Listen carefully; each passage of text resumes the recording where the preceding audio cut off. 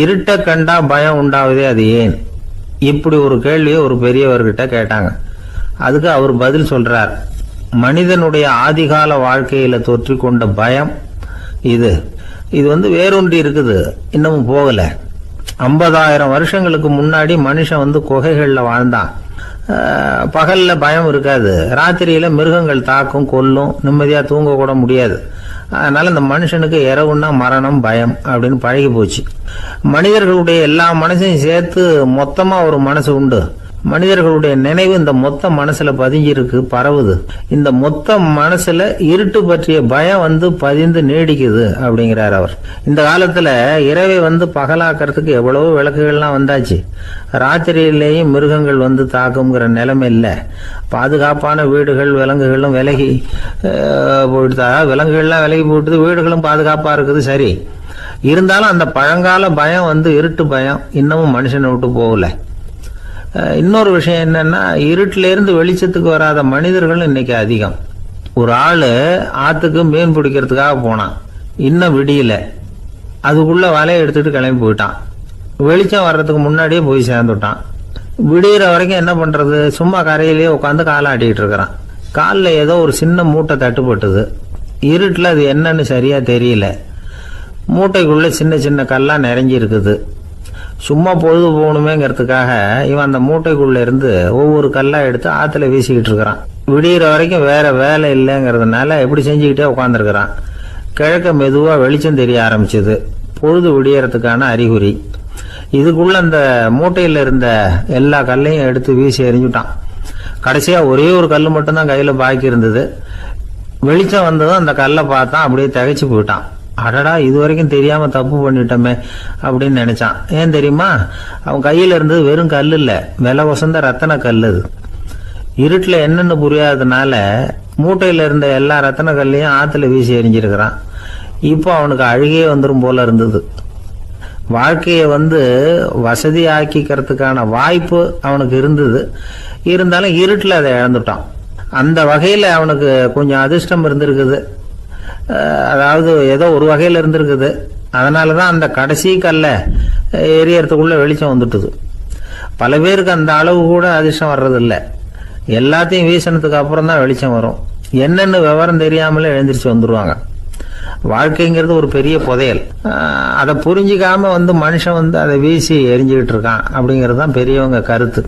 சில பேருக்கு புரிஞ்சுக்கிற நேரம் வரும், அதுக்குள்ள வாழ்நாள்லாம் ஓடி போயிருக்கும். அதுக்கப்புறம் என்ன பண்றது? நம்மால் ஒருத்தன் கையில ஒரு சின்ன பையோட வந்துகிட்டு இருந்தான்.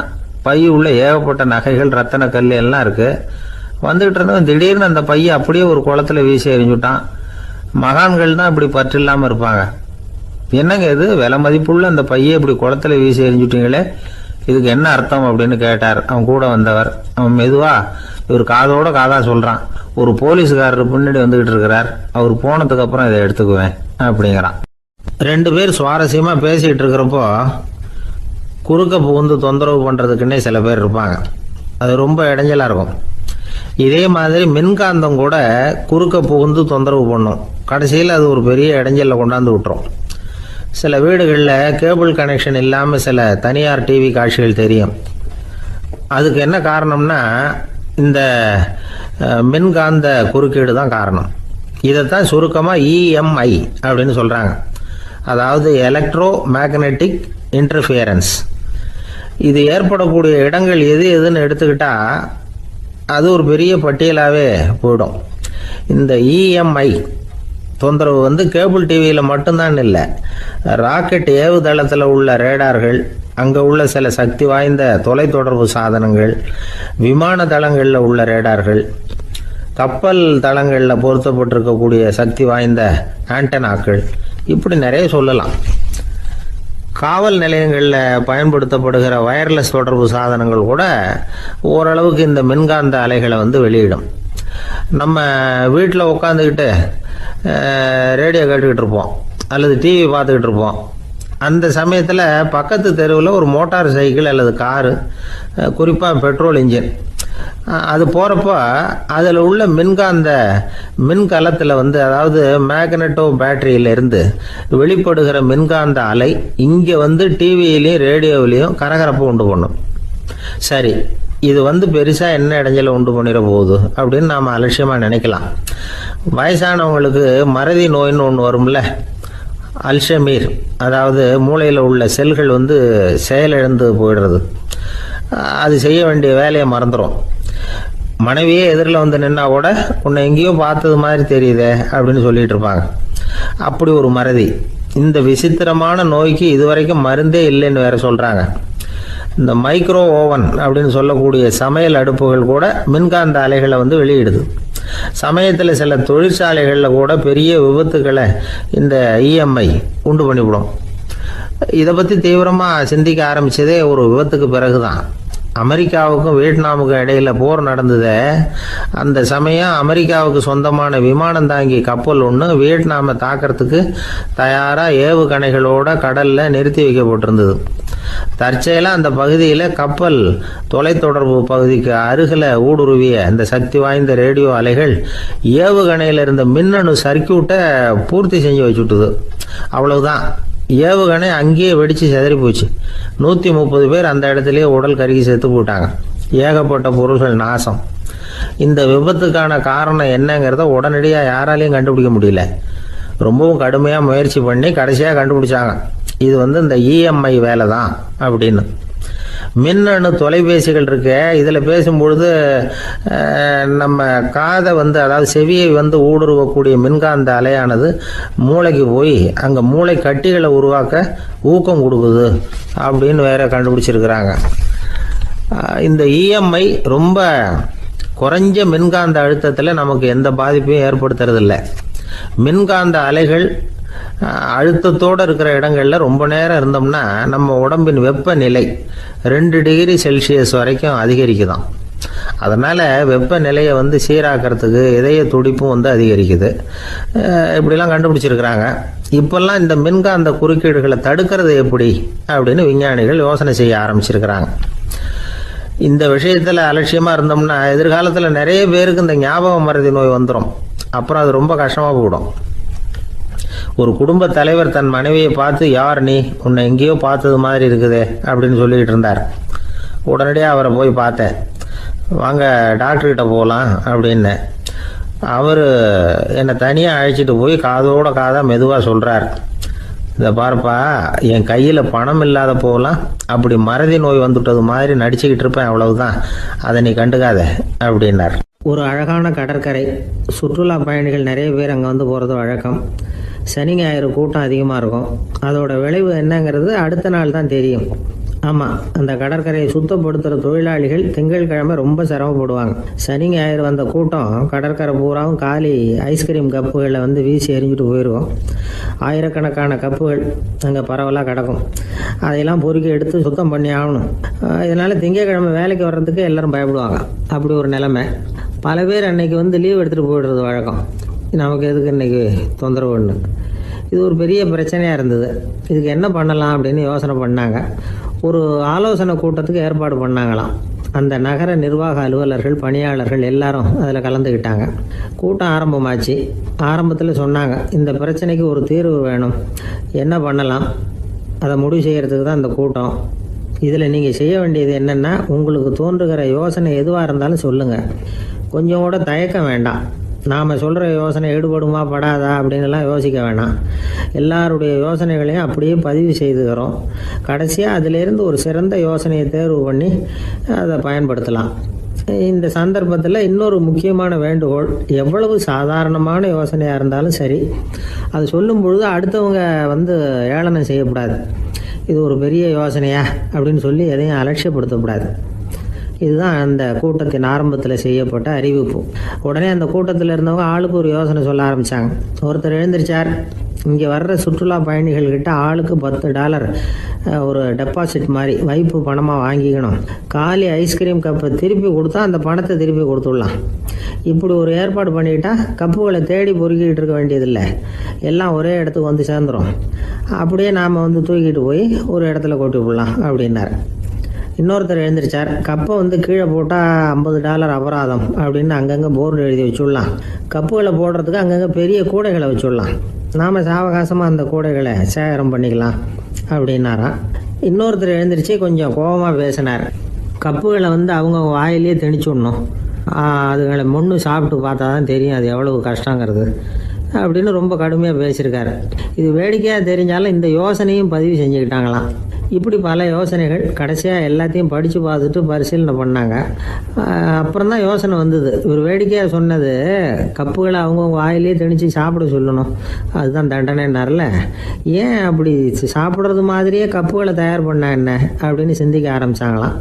ஆகா, அதுதான் சரின்னு ஒரு முடிவுக்கு வந்தாங்க. அதுலேருந்து உருவானது தான் இந்த வேஃபர் கப்ஸ். ஐஸ்கிரீமை சாப்பிட்டு முடிச்சதும் கப்பையும் சாப்பிட்டுடலாம். கோன் ஐஸ்கிரீம் சாப்பிட்றோம்ல, அதுதான். அமெரிக்காவில் மியாமி கடற்கரையில் ரொம்ப காலமாக இருந்துக்கிட்டு வந்த குப்பை பிரச்சனைக்கு இப்படி தான் ஒரு தீர்வு வந்துதான். இதுலேருந்து நாம் புரிஞ்சிக்க வேண்டியது என்னென்னா, நாம் அன்றாட எத்தனையோ பிரச்சனைகளை சந்திக்கிறோம், அதுக்கெல்லாம் தீர்வு உண்டு. அது எங்கே ஒளிஞ்சிருக்குன்னு கண்டுபிடிக்கணும். அந்த யோசனையையும் நல்லா தீவிரமாக யோசிக்கணும். யார் என்ன யோசனை சொன்னாலும் அதை வந்து அலட்சியப்படுத்தக்கூடாது. அக்கறையோடு கவனிக்கணும், அதை யோசித்து பார்க்கணும். ஒரு அம்மா தன்னோட வீட்டுக்காரரை ஒரு மனநல மருத்துவர்கிட்ட அழைச்சிட்டு வந்தாங்களாம். டாக்டர், இவருக்கு கோன் ஐஸ்கிரீம் பிடிக்கல, பேப்பர் கப்பில் இருக்கிற ஐஸ்கிரீம் தான் வேணும்னு அடம் பிடிக்கிறார் அப்படின்னாங்களாம். அது ஒன்றும் தப்பு இல்லையேன்னாராம் டாக்டர். இதுக்கு அந்த அம்மா சொன்னாங்களாம், இவர் கப்பு ஐஸ்கிரீம் வாங்குறதுல தப்பு இல்லை டாக்டர், பிரச்சனை அது இல்லை. அப்புறம் வேறு என்னென்னு கேட்டிருக்காரு. வாங்கினதும் ஐஸ்கிரீமை கீழே கொட்டிவிட்டு அந்த பேப்பர் கப்பை மட்டும் விரும்பி சாப்பிட்றார், அதனால தான் அவங்ககிட்ட அழைச்சிட்டு வந்தேன் அப்படின்னாங்களாம்.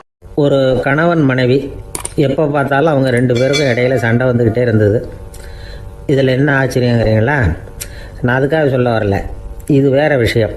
அதாவது சண்டை போடாமல் இருக்கிறதுக்கு வழி சொல்கிற தகவல் இது. நான் சொன்ன அந்த கணவன் மனைவி எப்படின்னா, கணவன் ஒரு வார்த்தை சொன்னால் மனைவி கிட்டேருந்து 2 வார்த்தை பதிலாக வரும். இதுக்கு கணவன்கிட்ட இருந்து 4 வார்த்தை பதிலாக வரும். இப்படி வார்த்தைகள் பெருகி போய் கடைசியில் வம்பில் வந்து முடியும். அந்த அம்மா பொறுத்து பார்த்தாங்க, அவங்களால தாக்கு பிடிக்க முடியல. பக்கத்து வீட்லேயும் ஒரு கணவன் மனைவி இருந்தாங்க, அவங்களுக்குள்ள சண்டை வர்றதில்லை. அது எப்படி அவங்களால மட்டும் சண்டை போடாமல் இருக்க முடியுது அப்படின்னு இந்த அம்மாவுக்கு ஆச்சரியம். ஒரு நாள் நேராக பக்கத்து வீட்டு அம்மாக்கிட்டே போய், ஏம்மா, நீங்கள் எப்படி கணவனும் மனைவியும் சண்டை போட்டுக்காமல் இருக்கிறீங்க, அது எப்படி முடியுது உங்களால் அப்படின்னு கேட்டாங்க. அதுக்குன்னு ஒரு மருந்து இருக்குது, அதை சாப்பிட்டா சண்டை வராது அப்படின்னாங்க அவங்க. சரிங்க, அந்த மருந்தை அவர் சாப்பிட மாட்டேன்னு சொல்லிட்டா என்ன பண்ணுறது அப்படின்னு கேட்டிருக்கிறாங்க இவங்க. அந்த மருந்து அவருக்கு இல்லைம்மா, உனக்கு தான் அப்படின்னாங்களாம் அவங்க. அப்படியா, அப்படின்னா கொடுங்க, ரொம்ப நல்லதாக போச்சு. அதை எப்படி சாப்பிட்றதுங்கிற விவரத்தையும் சொல்லுங்கள், எங்கே அது கிடைக்குங்கிறதையும் சொல்லுங்கள், வாங்கிக்கிறேன் அப்படின்னு கேட்டாங்களாம் இவங்க. வேறு எங்கேயும் போய் வாங்க வேண்டாம், என்கிட்டே இருக்க அந்த மருந்து அதில் கொஞ்சம் தர்றேன், வாங்கி வச்சுக்க. உன் வீட்டுக்காரர் உன்னோட சண்டையை ஆரம்பிக்கிற போகலாம் நீ இந்த மருந்தில் 1 ounce வாயில் ஊற்றிக்கணும். அதை உடனே குடிச்சிடக்கூடாது, ஒரு 5 நிமிஷமாவது அது வாயில் இருக்கணும், அதுக்கப்புறம் குடிச்சுடலாம் அப்படின்னு சொல்லி ஒரு பாட்டில் மருந்தை இந்த அம்மாக்கிட்ட கொடுத்து அனுப்புனாங்களாம். மருந்தை எடுத்துக்கிட்டு இந்த அம்மா வீட்டுக்கு வந்திருக்கிறாங்க. வீடு பூட்டி இருந்ததுனால கணவன் வந்து வாசல்லையே காத்துக்கிட்டு இருக்கிறான். மனைவியை கண்டதும் சண்டை போட ஆரம்பிச்சிட்டான். வீட்டை பூட்டி எங்கே போய் தொலைஞ்ச, எவ்வளோ நேரமாக ஒரு மனுஷன் வாசல்லையே காத்துட்டு கிடக்கிறது அப்படி இப்படின்னு கத்த ஆரம்பிச்சிட்டான். மனைவி இதுக்கு பதிலே சொல்லலை. அந்த அம்மா பேசாமல் வீட்டை திறந்தாங்க, சமையல் அறைக்குள்ளே போனாங்க, 1 ounce மருந்தை வாயில் ஊற்றிக்கிட்டாங்க. அன்னைக்கு சண்டை வந்து மேற்கொண்டு வளரவே இல்லை, நின்றுட்டுது. மருந்து பரவாயில்ல. அதுக்கப்புறம் பல சந்தர்ப்பங்களில் சண்டை வரும் போல் இருக்கிற போலாம் இந்த மருந்து அதை நிறுத்தியிருக்கு. பிரமாதமான மருந்தாக இருக்குது இதை கொஞ்சம் அதிகமாகவே வாங்கி வீட்டில் வச்சுக்க வேண்டியது தான் அப்படின்னு முடிவு பண்ணிட்டு இந்த அம்மா மறுபடியும் பக்கத்து வீட்டு அம்மாக்கிட்ட போனாங்க. எவ்வளவு விலையானாலும் சரி, நான் காசு கொடுத்து வாங்கி வச்சுக்கிறேன், எந்த கடையில் இருக்குது இந்த மருந்து சொல்லுங்க அப்படின்னு கேட்டாங்க. இந்த மருந்துக்கு விலையே கிடையாதுங்க, இலவசமாகவே கிடைக்கும்னாங்களாம் அவங்க. அது எப்படி விலையில்லாமல் இதை விற்க முடியுது அப்படின்னு கேட்டாங்களாம் இவங்க.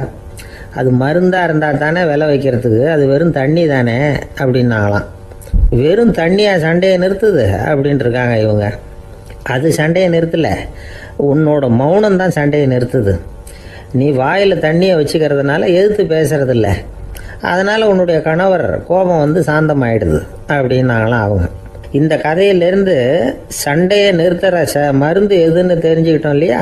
ஒருத்தர் என்ன பண்ணார், பாட்டிலில் வந்து தண்ணியை ஊற்றி வச்சுக்கிட்டு அவர்கிட்ட வர்றவங்களுக்கெல்லாம் இதை சிபாரிசு பண்ணலாம்னு நினச்சிக்கிட்டு உட்காந்துருந்தார். ஒரு அம்மா வந்தாங்க.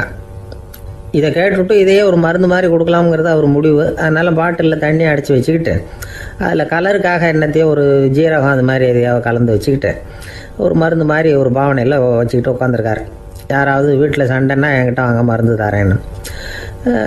ஒரு அம்மா வந்தாங்க, எனக்கும் என் வீட்டுக்காரருக்கும் அடிக்கடி சண்டை வருதுங்க அப்படின்ட்டு இருக்காங்க. கவலைப்படாதம்மா, நான் ஒரு மருந்து தரேன்னு சொல்லி வீட்டுக்குள்ளே போய் ஒரு பாட்டில் எடுத்து வந்து கொடுத்தாரு. பாட்டிலில் இருக்கிறது என்னங்கிறத சொல்லிவிட்டு அது பேரில் மரியாதை வராது இல்லையா, அதனால் சொல்லலை. அந்த அம்மா வாங்கிட்டு போனாங்க. 4 நாள் கழித்து திரும்பி வந்தாங்க. என்னம்மா வீட்டில் சண்டை நின்று போச்சான்னு கேட்டிருக்காரு இவர். அங்கே நின்று போச்சுங்க, இப்போ உங்ககிட்ட ஆரம்பமாக போகுதுன்னாங்களாம். என்னம்மா அப்படின்ட்டுருக்காரு அவர் பயந்து போய். பின்ன என்னங்க, நீங்கள் என்ன மருந்து கொடுத்துருக்குறீங்க என்னங்க அப்படின்னாங்களாம் கோவமாக. அது வெறும் தண்ணி தானே அப்படின்ட்டுருக்காரு இவர். தண்ணியா இது, நல்லா பாருங்கள் அப்படின்னு அந்த பாட்டில் நீட்டினாங்களாம். இவர் வாங்கி பார்த்துருக்காரு. அப்புறம் தான் விஷயம் புரியுது அவருக்கு. இவர் கை தவறுதலாக அவங்க வீட்டில் இருந்த மண்ணெண்ணெய் பாட்டில் எடுத்து அவர்கிட்ட கொடுத்துருக்குறாங்க. அப்புறம் என்ன ஆகும், சண்டை வராமல். நமக்கு முன்னாடி நமக்கு வேண்டிய ஒருத்தர் ஒரு கிளாஸில் நமக்கு பழச்சாறு கொண்டாந்து வைக்கிறாருன்னு வச்சுக்கோங்க. உடனே நாம் என்ன பண்ணுவோம், எடுத்து கிடுகிடுன்னு சாப்பிட்ருவோம் அடுத்தவங்க யாரும் வர்றதுக்குள்ள. அதை விட்டுட்டு அதை கொண்டாந்து வச்சவர்கிட்டயே அதோட விலை என்ன அப்படி இப்படின்னு நான் கேட்டுக்கிட்டு இருப்போம். நாம் கேட்க மாட்டோம். ஆனால் காந்திஜி அப்படி கேட்டாராம். எப்போ தெரியுமா, 1935. அந்த வருஷம் மே மாதத்தில் ஒரு நாள் காந்திஜி டெல்லியில் இருக்கிறார். அப்போ அவருக்கு 2 டம்ளர் மாம்பழச்சாறு கொண்டாந்து கொடுக்குறாங்க. அதை வாங்குறார். இதோட விலை என்ன அப்படின்னு கேட்டார் காந்திஜி. யாருக்கிட்ட கேட்டாருன்னா மனுபென் காந்திகிட்ட கேட்குறார். அவங்க தான் கொண்டாந்து கொடுக்குறாங்க. காந்திஜிக்கு உதவி செய்கிறதுக்காக அவர் கூடவே இருந்தவங்க அவங்ககிட்ட தான் கேட்குறாரு. காந்திஜி சும்மா வேடிக்கைக்காக இப்படி கேட்குறாருன்னு நினச்சிட்டாங்க அந்த அம்மா.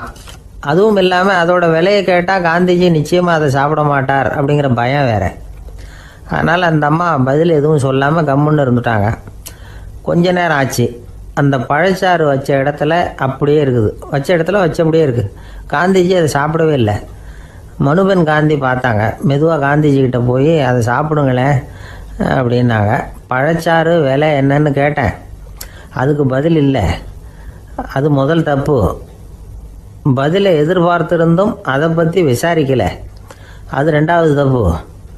இப்படி 2 தப்புகளை பண்ணிவிட்டு என்கிட்ட வந்து இதை சாப்பிடுங்கன்னு சொன்னால் அது எப்படி அப்படின்னு கேட்டாராம் காந்திஜி. மனுபென் காந்தி என்ன சொல்கிறதுன்னு தெரியாமல் திகைச்சு போய் நின்றுக்கிட்டு இருந்தாங்க. காந்திஜி தொடர்ந்து சொன்னாராம், இப்போ என் முன்னாடி வச்சிருக்கிற இந்த பழச்சாறு விலை சுமாராக ஒரு ₹1/2 இருக்கும். அது அந்த காலத்து மதிப்பு. இந்த பழச்சாறு இல்லாமல் கூட என்னால் இருக்க முடியும். ஆனால் அவசியமான பொருள்களை வாங்கிறதுக்கு கூட சக்தி இல்லாத மக்கள் இந்த நாட்டில் நிறைய பேர் இருக்கிறாங்க. அப்படி இருக்கிறப்போ எனக்கு என்னத்துக்கு இந்த விலை உயர்ந்த பானம்? இதை இப்போ நான் சாப்பிட்டா என் உடம்பு வேணும்னா ஆரோக்கியமாகலாம், ஆனால் என் மனசு அமைதி அடையாது. எனக்கு என்னுடைய உடல் ஆரோக்கியத்தை விட மன ஆரோக்கியம்தான் முக்கியம். அதனால் இதை நான் சாப்பிட மாட்டேன், எடுத்துகிட்டு போயிடு அப்படின்னாராம். அந்த சமயத்தில் ஒரு அகதி பொண்ணு 2 குழந்தைகளோட காந்திஜியை பார்க்குறதுக்காக வந்தது. வணக்கம் சொல்லிச்சு. காந்திஜி உடனே தனக்கு முன்னாடி இருந்த பழச்சாற்றை எடுத்து அந்த பொண்ணுக்கிட்டையும் குழந்தைகள்கிட்டையும் கொடுத்து சாப்பிட சொன்னார். அவங்க அதை வாங்கி ரொம்ப சந்தோஷத்தோடு சாப்பிட்டாங்களாம். அதை பார்த்த காந்திஜி முகத்தில் ஒரு புன்னகை, ஒரு பரவசம், ஒரு திருப்தி. அவர் மனசு நிறைஞ்சி இருந்தது. அப்போ அவர் சொன்னாராம், ஆண்டவன் எனக்கு எப்பவும் சரியான சமயத்தில் கை கொடுப்பாருங்கிறது அதுக்கு இதுதான் அத்தாட்சி. நான் ஒரு இக்கட்டான சூழ்நிலையில் இருக்கிறப்ப கூட கடவுளின் கருணையால் அந்த சூழ்நிலை என்னை பாதிக்கலை. என் கூட இவ்வளோ நாள் பழகியும் கூட இங்கே இருக்கிறவங்க எனக்கு அதிக விலையுள்ள பழரசத்தை கொடுத்தாங்க. ஆனால் சரியான நேரத்தில் அதை சாப்பிட வேண்டியவங்களை என்கிட்ட அனுப்பி வச்சு என்னை சந்தோஷப்படுத்தினார் கடவுள், அவருக்கு நன்றி அப்படின்னாராம் மகாத்மா காந்தி. உடல் ஆரோக்கியத்தை விட மன ஆரோக்கியம்தான் எனக்கு முக்கியம்னு சொன்னார் பாருங்கள். அதை நாம் எல்லாரும் மனப்பூர்வமாக இன்றைக்கி சிந்திச்சு பார்க்கணும். இந்த காலத்தில் எல்லாரும் அப்படியா நினைக்கிறாங்க? எனக்கு தெரிஞ்ச ஒருத்தர் இருந்தார். தினமும் காலையில் ஒரு காஃபி சாப்பிட உட்கார்ற நேரத்தில் பக்கத்து வீட்டுக்காரர் வந்து சேருவார் கரெக்டாக. உடனே அவரும் தனக்குன்னு வந்திருக்கிற காப்பியை எடுத்து மனப்பூர்வமாக பக்கத்து வீட்டுக்காரர்கிட்ட கொடுத்துருவார். அதுக்கப்புறம் அவருக்காக வேறு காப்பி போட்டு கொண்டாந்து கொடுத்தாலும் வேண்டான்னு சொல்லிடுவார். ஆண்டவனாக பார்த்து சரியான நேரத்தில் அவரை எங்கள் வீட்டுக்கு தினமும் அனுப்பி வைக்கிறார் அப்படிம்பார். ஏன் அப்படி சொல்கிறீங்க அப்படின்னு கேட்டோம் ஒரு நாள். அதுக்கு அவர் சொல்கிறார், எனக்கு என்னோட உடல் ஆரோக்கியம்தான் முக்கியம். இதை கடவுள் புரிஞ்சுக்கிட்டு எங்கள் வீட்டு காப்பியை சாப்பிட்றதுக்கு தினமும் அடுத்த வீட்டுக்காரனை அனுப்பி வைக்கிறார் அப்படின்னார் அவர். தானத்துல சிறந்தது எது அப்படின்னு ஒரு கேள்வியை கேட்டு, தானத்துல சிறந்தது நிதானம் அப்படின்னு அதுக்கு ஒரு பதிலும் சொல்றவங்க உண்டு. நிதானம் ரொம்ப அவசியம். அதுவும் இன்றைய உலகத்துக்கு ரொம்ப அவசியம். இன்னைக்கு உலகம் ரொம்ப பரபரப்பா போய்கிட்டு இருக்குது. பொறுமையா இருக்கணும்னு நினைக்கிறவங்களால கூட அப்படி இருக்க முடியறதில்ல. பொறுமையை சோதிக்கிறது மாதிரி பல சம்பவங்கள். அதையெல்லாம் சந்திச்சே தீர வேண்டி இருக்குது. எங்க போனாலும் கியூல நிற்க வேண்டியிருக்குது. எங்க போனாலும் காத்துக்கிட்டு இருக்க வேண்டியிருக்கு. ஆஃபீஸ்லேயோ வீட்லேயோ கூட நீங்கள் நிதானமாக பொறுமையாக நடந்துக்க தெரியலன்னா உங்களுக்கு சிடுமூஞ்சி, முசுடு இப்படிலாம் பேர் வச்சுருவாங்க. அது உங்களுக்கு தேவையா? சரி, வாழ்க்கையில் பொறுமைசாலின்னு பேர் வாங்கிறதுக்கு என்ன வழி? முதல் பாயிண்ட், நீங்கள் நினைக்கிறது, எதிர்பார்க்கறது, செய்யறது எல்லாமே 100% கரெக்டாக நடக்கணும்னு ஆசைப்படக்கூடாது. எதுவாக இருந்தாலும் அதில் ஓரளவுக்கு தவறு நடக்கலாம் அப்படிங்கிறத எதிர்பார்த்தே இருக்கணும். ஓரளவுக்கு அதை அனுமதிக்கணும். ஒரு நண்பரை 6 மணிக்கு ஒரு இடத்துக்கு வர சொல்லியிருக்கிறீங்க. 6 மணிக்கு அவர் வரல.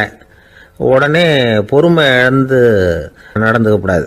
ஒரு 10 நிமிஷம் டிலே ஆகலாம். ஒரு வர்ற வழியில் பஸ்ஸு கூட ஏதாவது டிராஃபிக்கில் மாட்டியிருக்கலாம். அதெல்லாம் எதிர்பார்த்தே கொஞ்சம் காத்திருக்கிறதுல ஒன்றும் தப்பு இல்லை. சில சமயம் டிலே ஆகிறது கூட நல்லதாக முடியும். ஒரு பஸ்ஸை தவற விட்டுட்டு, ஐயோ கொஞ்சம் ஒரு 2 நிமிஷம் முன்னாடி வந்திருந்தா பிடிச்சிருக்கலாமே அப்படின்னு தவிச்சிக்கிட்டு இருப்பாங்க சில பேர். அடுத்தபடியாக வர்ற பஸ்ஸு நேரடியாக நீங்கள் போக வேண்டிய இடத்துக்கே கொண்டு போய் விடுற பஸ்ஸாக கூட இருக்கலாம்.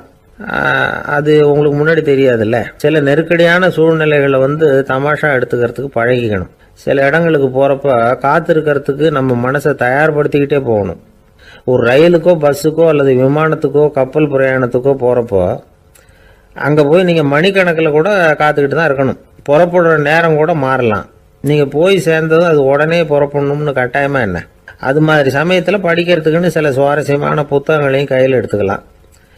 உங்களை சுற்றி எவ்வளவோ சுவாரஸ்யமான சம்பவங்கள் நடந்துக்கிட்டு இருக்குதுல்ல, அதையெல்லாம் வேடிக்கை பாருங்கள். எதுக்காக காத்துக்கிட்டு இருக்கிறோமோ அந்த காரியத்தில் உண்மையாகவே நமக்கு ஒரு அக்கறை இருந்தால் நமக்கு போர் அடிக்காது. சில கோயில்களில் பார்த்துருப்பீங்க, தரிசனத்துக்காக பக்தர்கள் நாள் கணக்கில் காத்துக்கிட்டு இருப்பாங்க. அவங்களெலாம் அழுத்துக்கிறது இல்லை. ஆண்டவனை தரிசிக்கணுங்கிற உண்மையான அக்கறை இருக்கிறதுனால அவங்களுக்கு போர் அடிக்கிறது இல்லை. ஆனால் சில சினிமா தியேட்டரில் கூட பார்க்கலாமே, சினிமா கியூ கூட அப்படி தான். சாயந்தரம் 6 மணி ஆட்டத்துக்கு காலம்பரம் 6 மணிக்கே போய் கூட காத்துக்கிட்டு இருப்பாங்க. அவங்களுக்கெல்லாம் போர் அடிக்காது, படம் பார்க்குற ஆர்வம். இன்னொரு முக்கியமான விஷயத்தை நாம் பழக்கப்படுத்திக்கணும். லிவ் ஃபார் தி மூமெண்ட் அப்படிங்கிறாங்க நிபுணர்கள். ரொம்ப பேர் எப்படின்னா அடுத்தபடியாக நடக்க போகிற விஷயத்திலேயே கவனமாக இருப்பாங்க. அந்த நினைப்புலேயே இந்த நிமிஷத்தை பொறுமை இல்லாமல் கழிப்பாங்க. ஒருத்தர் இருக்கார், அவர் எப்படின்னா ஆஃபீஸ் முடியறதுக்குள்ளேயே சார் 5 மணிக்கெல்லாம் ரெடியாக இருங்க, நாம் அந்த ஹோட்டலில் போய் டிஃபன் சாப்பிட்ணும் அப்படின்னு 4 மணிலேருந்து சொல்லிகிட்டு இருப்பார். 4:55 பரபரப்பாக ஓடி வருவார். 2 பேரும் புறப்படுவோம், ஹோட்டலுக்கு போவோம், சாப்பிட்டுக்கிட்டு இருப்போம்.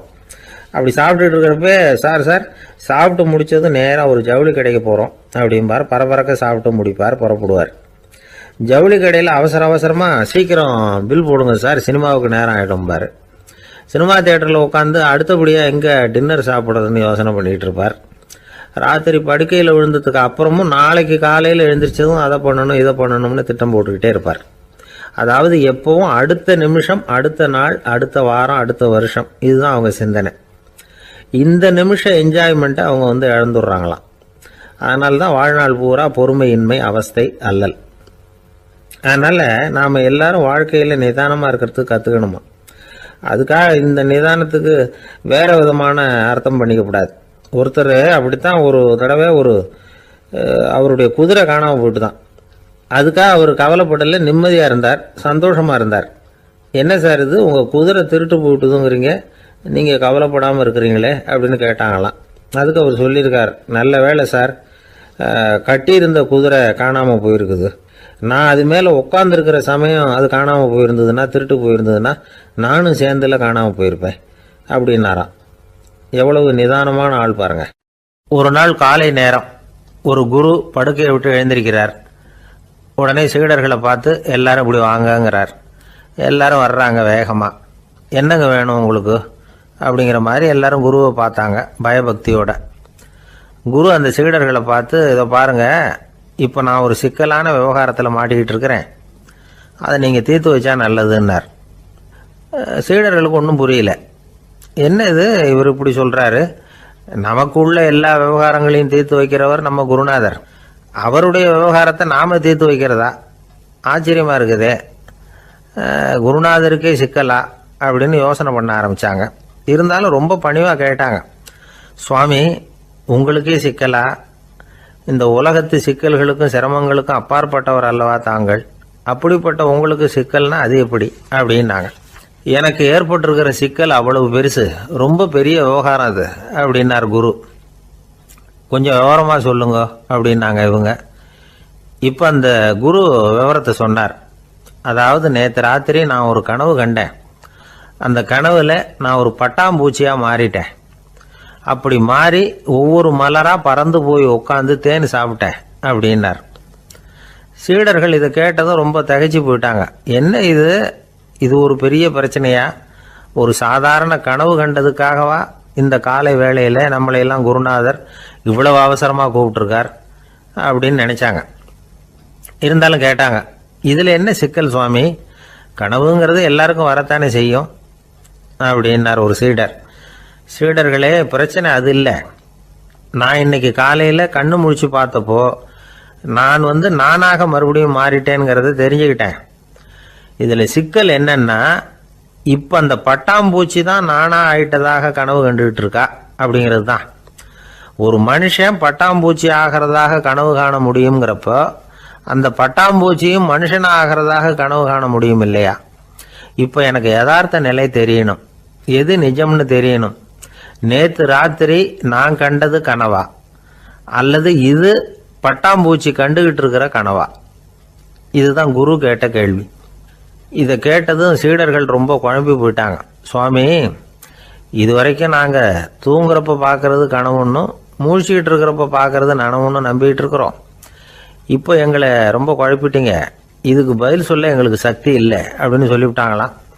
அதுக்கப்புறம் அந்த குரு சொன்னாராம், நினைவு தான் முக்கியமான அம்சம். முடிவு கட்டம்னா பகலின் நினைவுகளை விட இரவின் கனவுகளே ரொம்ப உண்மை. ஒருத்தன் தூங்க போனால் தூங்கிக்கிட்டே இருந்தால் அவன் காணும் கனவு பொய்ங்கிறத அவன் உணர மாட்டான். ஒவ்வொரு கனவும் காணும் பொழுது அது ரொம்ப உண்மையாக தான் தெரியுது.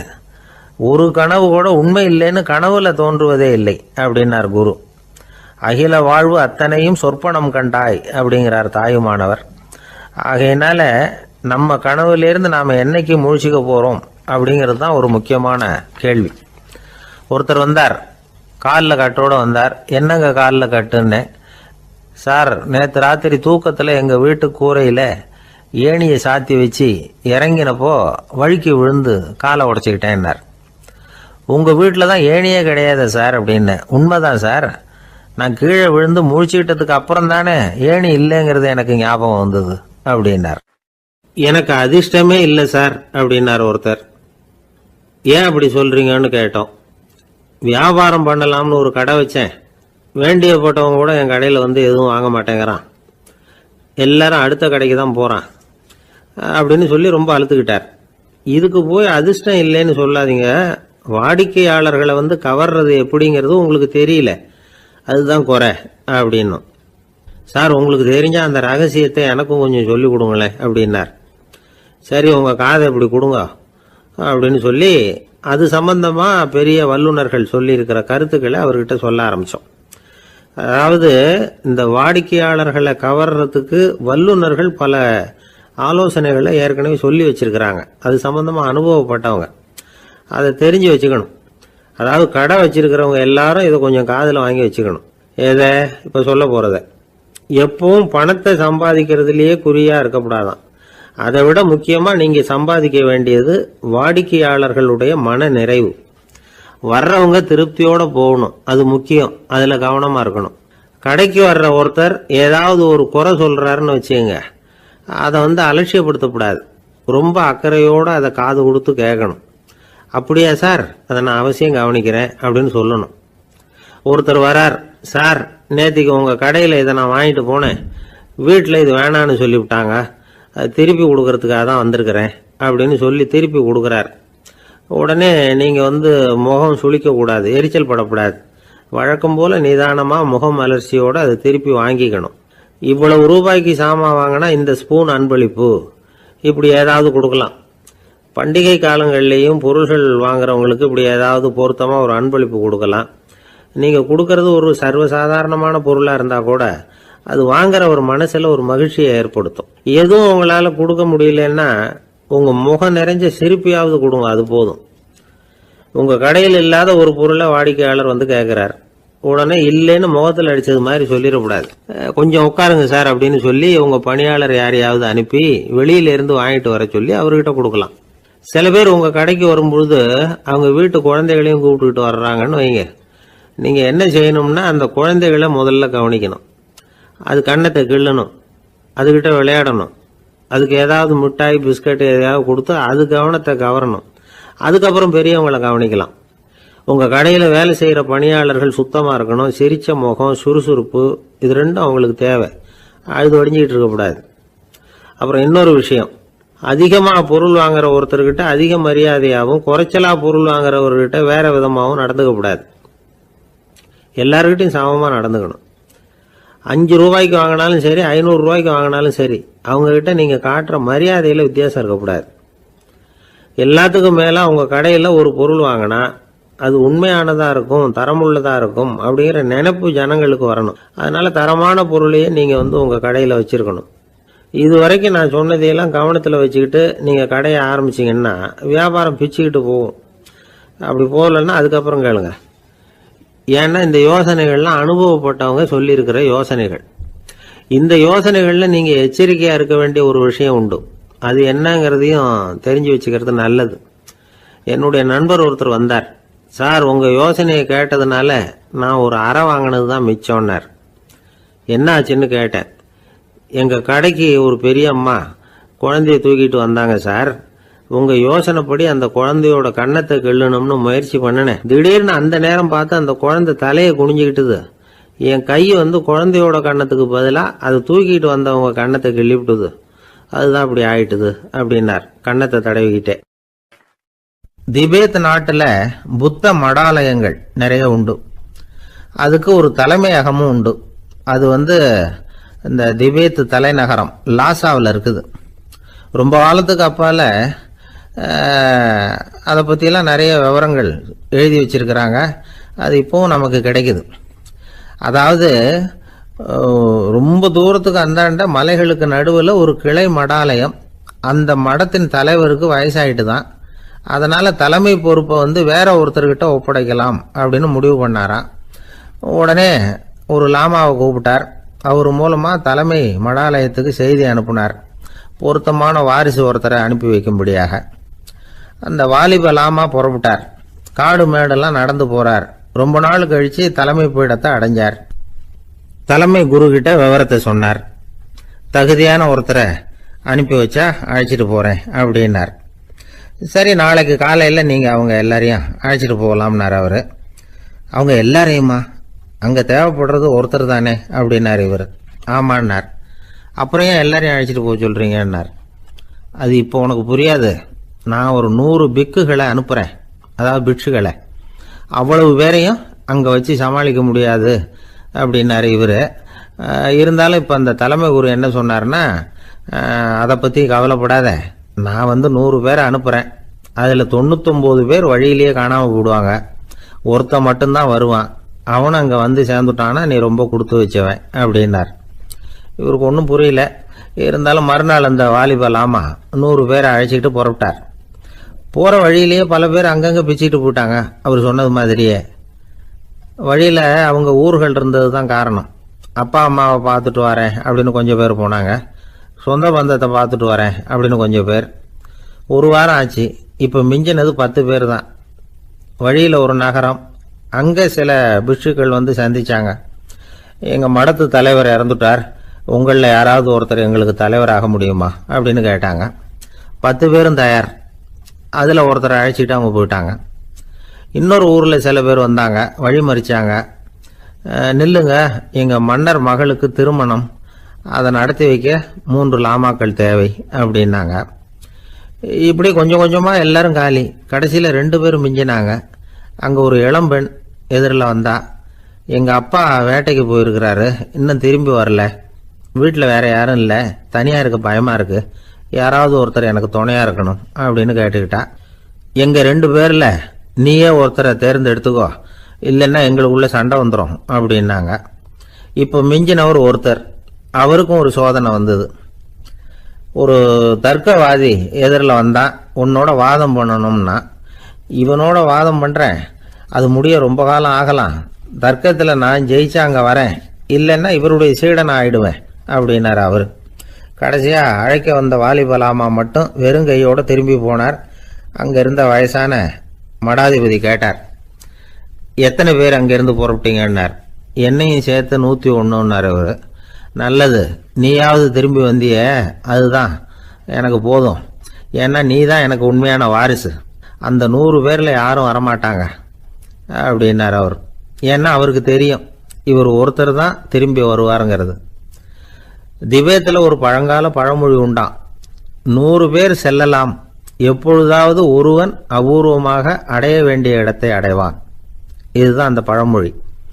ஒரு உன்னதமான இலக்கை அடையணும்னா அது அவ்வளவு சுலபமான காரியம் இல்லை. இந்த காலத்து மடாலயம் ஒன்று, அதில் ஒரு தலைவர், அவருக்கு வயசாயிட்டுது, தனக்கு ஒரு வாரிசை நியமிக்கணும் அப்படின்னு ஆசைப்பட்டார். ரொம்ப கஷ்டப்பட்டு ஒருத்தரை பிடிச்சார், தனக்கு வாரிசா நியமிச்சுட்டு அவர் சமாதி ஆயிட்டார். புதுசாக பொறுப்பேற்றுக்கிட்டவர் அப்படியே உட்காந்துருந்தார். அவரை தேடிட்டு பத்திரிகை நிருபர்கள்லாம் வந்தாங்க, கேட்டாங்க. அவர் உங்கள் பொறுப்பில் அவர் பெரியவர் விட்டுட்டு போன இது எவ்வளவு சுமாராக தேரும், எவ்வளவு விட்டுட்டு போனார் அப்படின்னு கேட்டிருக்கிறாங்க. அது என்ன ஒரு 50 லட்சம் இருக்கும் அப்படின்னாராம். அவ்வளவும் பணமா அப்படின்னு கேட்டிருக்காங்க. இல்லைங்க, கடன் அப்படின்னாராம் இவர். ஒரு காடு, அங்கே புத்தர் அவர் பாட்டுக்கு நடந்து போய்கிட்டே இருக்கிறார். அவருக்கு பின்னாடி ஒரு குரங்கு, அதுவும் தொடர்ந்து வந்துக்கிட்டே இருக்குது. புத்தர் திரும்பி பார்த்தார். குரங்கு அப்படியே குதித்து உயர எழும்பி ஒரு கிளையில் போய் உக்காந்துது. ஏன் இப்படி பண்ணுறேன்னு கேட்டார் புத்தர். என்னை சாதாரணமாக நினைக்க வேணாம், நான் மகாமந்தி, என்னால் எல்லாம் முடியும், முடியாதுங்கிற வார்த்தையே என்னுடைய அகராதியில் கிடையாது, என்ன வேணும்னாலும் செய்வேன் அப்படின்னுது. அப்படின்னா ஒரு பந்தயம் வச்சுக்கலாமான்னாரு இவர். ஓ, வச்சுக்கலாமேன்னுது. வேற ஒன்றும் இல்லை, இப்போ நீ மேலே எழும்பி அந்த கிளையில் உட்காந்தது மாதிரி அங்கேருந்து தாவி என் உள்ளங்கையில் உட்காரணும், அவ்வளவுதான் அப்படின்னார். அப்படி உட்காந்துட்டா என்ன பரிசு அப்படின்னு கேட்டது அது. சொர்க்கத்தில் இருக்கிற மாமன்னன் மரகத சக்கரவர்த்தியை என்னோட இருக்கும்படியாக கூப்பிட்டுக்கிறேன். அந்த சமயத்தில் அவருடைய அரியணை அங்கே காலியாயிடும், நீ அதில் போய் உட்காந்துக்கலாம். பந்தயத்தில் தோத்துட்டா ஒரு கல்ப காலம் இந்த பூமியில் வாழ வேண்டியிருக்கும், அதுக்கு பிறகு தான் என்கிட்ட வர முடியும், என்ன சொல்கிற அப்படின்னார். குரங்குக்கு தாவறது ஒரு பெரிய காரியமா? இது எனக்கு ரொம்ப சாதாரண விஷயம், என்ன இப்போவே தாவட்டுமா அப்படின்னுது. சரின்னு சொல்லி உள்ளங்கையை நீட்டினார். அவருடைய கை தாமரை இலை அளவுக்கு அப்படியே விரிஞ்சுது. குரங்கு சௌகரியமாக உட்கார்றதுக்காக. குரங்கு தாவறதுக்கு தயாராச்சு. அதுக்கு முன்னாடி ஒரு சின்ன யோசனை அதுக்கு. இந்த கிளையிலேருந்து அந்த கைக்கு தாவறது எனக்கு ரொம்ப அற்பமான ஒரு வேலை, இது ரொம்ப சாதாரணம், என்னுடைய கௌரவத்துக்கு இது சரியாக இருக்காது. அதனால் நான் என்ன பண்ண போகிறேன்னா, இங்கேருந்து கிளையிலேருந்து அப்படியே உயர எழும்ப போகிறேன். எழும்பி மேல் உலகம் போய் அங்கே ஒரு சுற்றிவிட்டு அதுக்கப்புறம் அங்கேருந்து நேராக இந்த கையில் உட்கார போகிறேன் அப்படின்னு நினச்சது. என்ன யோசிக்கிற அப்படின்னார் புத்தர். ஒன்றும் இல்லை, இந்த பாயிரம் பார் அப்படின்னு சொல்லி தாவி உயர போயிட்டுது. கொஞ்ச நேரத்தில் வான உலகத்துக்கே போய் சேர்ந்துட்டுது. அங்கே போய் பார்த்தா அங்கே ஒரு 5 பளிங்கு தூண்கள் இளம் சிவப்பு நிறத்தில் நின்றுக்கிட்டு இருக்குது. குரங்கு நினச்சிக்கிட்டது, புத்தர்கிட்ட போய் இந்த பளிங்கு தூண்களை பார்த்தோம்னு சொன்னால் அப்படியே திகைச்சு போயிடுவார், இந்த தூணில் ஏதாவது அடையாளம் செஞ்சுட்டு போகணும் அப்படின்னு அந்த இடத்துல மிதந்துக்கிட்டே நினச்சிது. உடனே ஒரு தூணில் எழுதிச்சு. என்ன எழுதிச்சுன்னா, ஒரு மகா ஞானி இங்கே வந்துட்டு போகிறார் அப்படின்னு எழுதிச்சு. எழுதிவிட்டு அப்படியே கீழே தாவி புத்தரோட உள்ளங்கையில் உட்காந்துது. எப்படி பார்த்தீங்களா என்னுடைய வேலை? வான உலகத்துக்கே போய் அங்கே இருக்கிற 5 பளிங்கு தூண்களை பார்த்துட்டு அதில் நான் வந்த விவரத்தை எழுதி வச்சுட்டு அதுக்கப்புறம் இங்கே வந்திருக்கிறேன் அப்படின்னுது ரொம்ப பெருமையாக. அப்படியா அப்படின்னார் புத்தர். ஆமாம், சந்தேகமாக இருந்தால் வாங்க, அழைச்சிட்டு போய் காட்டுறேன் அப்படின்னு அந்த குரங்கு. அதுக்கு தேவையில்லை, அப்படியே கொஞ்சம் கீழே குனிஞ்சு பார், தெரியும் அப்படின்னார் புத்தர். அங்கே பார்த்தா புத்தரோட உள்ளங்கை தெரிஞ்சுது. நல்லா உத்து பார்த்துது. அவரோட ஒரு விரலில் அது எழுதிய வாசகம் தெரிஞ்சுது. குரங்கு யோசனை பண்ணிச்சு, அப்படின்னா வானத்தில் நான் பார்த்தது புத்தரோட விரல்களா? அப்படின்னு யோசிச்சுது. இதை புரிஞ்சுக்கிட்ட உடனே அந்த குரங்கோட கர்வம் அழிஞ்சு போச்சான். நம்ம மனசு தான் இந்த குரங்கு. மனம்ங்கிறதும் ஆணவம்ங்கிறதும் ஒரு நாணயத்தின் ரெண்டு பக்கங்கள். மனம் உள்ளவரை ஆணவமும் இருக்கும். மனம் அழிஞ்சாதான் ஆணவம் அழியும். மனம் அழிய வேண்டும் அப்படின்னு பெரியவங்க சொல்கிறது இந்த அர்த்தத்தில் தான். நம்ம ஆளுங்க சவால் விடுறதெல்லாம் வேறு மாதிரி. ஒருத்தன் ஒரு வாய்க்காலை தாண்டுறேன்னு பந்தயம் கட்டி தாண்ட முடியாமல் வாய்க்காலில் விழுந்து காலை உடச்சிக்கிட்டு கட்டு போட்டுக்கிட்டு வந்தான். ஏன்டா அப்படின்னு கேட்டாங்க. நான் பந்தயம் கட்டின நேரம் சரியில்லை அப்படின்னா. எப்படிறான்னு கேட்டிருக்காங்க. வாய்க்காலில் தண்ணி இருக்கிற நேரமாக பார்த்து பந்தயம் கட்டியிருக்கணும் அப்படின்னா. ஒரு ஊரில் ஒரு ஆள் இருந்தான். அவனுக்கு ஒரே ஒரு மகள். அவளை நல்ல இடத்துல கட்டி கொடுக்கணும்னு ஆசைப்பட்டான். அதுக்காக மாப்பிள்ளை தேடிக்கிட்டு இருந்தான். அவன் கொஞ்சம் வசதியான ஆள். அதனால் நிறைய பேர் வந்தாங்க. இருந்தாலும் ஒரு நல்ல குணமுள்ள மாப்பிள்ளையாக இருக்கணும் அவன் எதிர்பார்த்தான். அப்படி இருக்கணும்னு தொடர்ந்து முயற்சி பண்ணான். கடைசியாக ஒரு 3 பேர் கிடைச்சாங்க. அந்த 3 பேரில் யாரை தேர்ந்தெடுக்கிறது, இதுதான் அவனுக்கு வந்த குழப்பம். இந்த நிலைமையில் ஒரு பெரியவரை தேடி போனான். அவர்கிட்ட தன்னுடைய பிரச்சனையை சொன்னான். அவர் கொஞ்சம் யோசனை பண்ணார். அதுக்கப்புறம் 3 பேரையும் கூப்பிட்டார். இதை பாருங்கப்பா, உங்கள் 3 பேருக்கும் 3 மாத கால அவகாசம் தர்றேன். நீங்கள் இப்போ போகலாம். 3 மாதம் கழித்து திரும்பி வரலாம். அப்படி வரும்பொழுது இந்த 3 மாத காலத்தில் நீங்கள் செஞ்ச நல்ல காரியம் ஏதாவது ஒன்று சொல்லணும். அதை வச்சு உங்களில் ஒருத்தரை நாங்கள் தேர்ந்தெடுத்துக்கிறோம் அப்படின்னு சொன்னாராம். 3 பேரும் சரின்னு சொல்லிவிட்டு திரும்பி போயிட்டாங்க. 3 மாதம் ஆச்சு. அதுக்கப்புறம் ஒரு நாள் திரும்பி வந்தாங்க. அவர் அவங்கள கூப்பிட்டு உட்கார வச்சார். அப்புறம் கேட்டார், இப்போ சொல்லுங்கள், இந்த 3 மாத காலத்தில் நீங்கள் செஞ்சுருக்கிற ஏதாவது ஒரு நல்ல காரியத்தை சொல்லுங்கள் அப்படின்னார். முதல்ல ஒருத்தன் எழுந்திரிச்சு நின்னான். ஐயா, எங்கள் அப்பா இறந்த பிறகு அவரோட கணக்கு வழக்குகளை எடுத்து பார்த்துக்கிட்டு இருந்தேன். அவர் ஒரு வியாபாரிகிட்ட 10,000 ரூபா கடன் வாங்கியிருக்கிறதாக எழுதியிருந்தார். அந்த வியாபாரியும் இப்போ உயிரோடு இல்லை. இருந்தாலும் அந்த வியாபாரியோட மகனை தேடி கண்டுபிடிச்சேன்.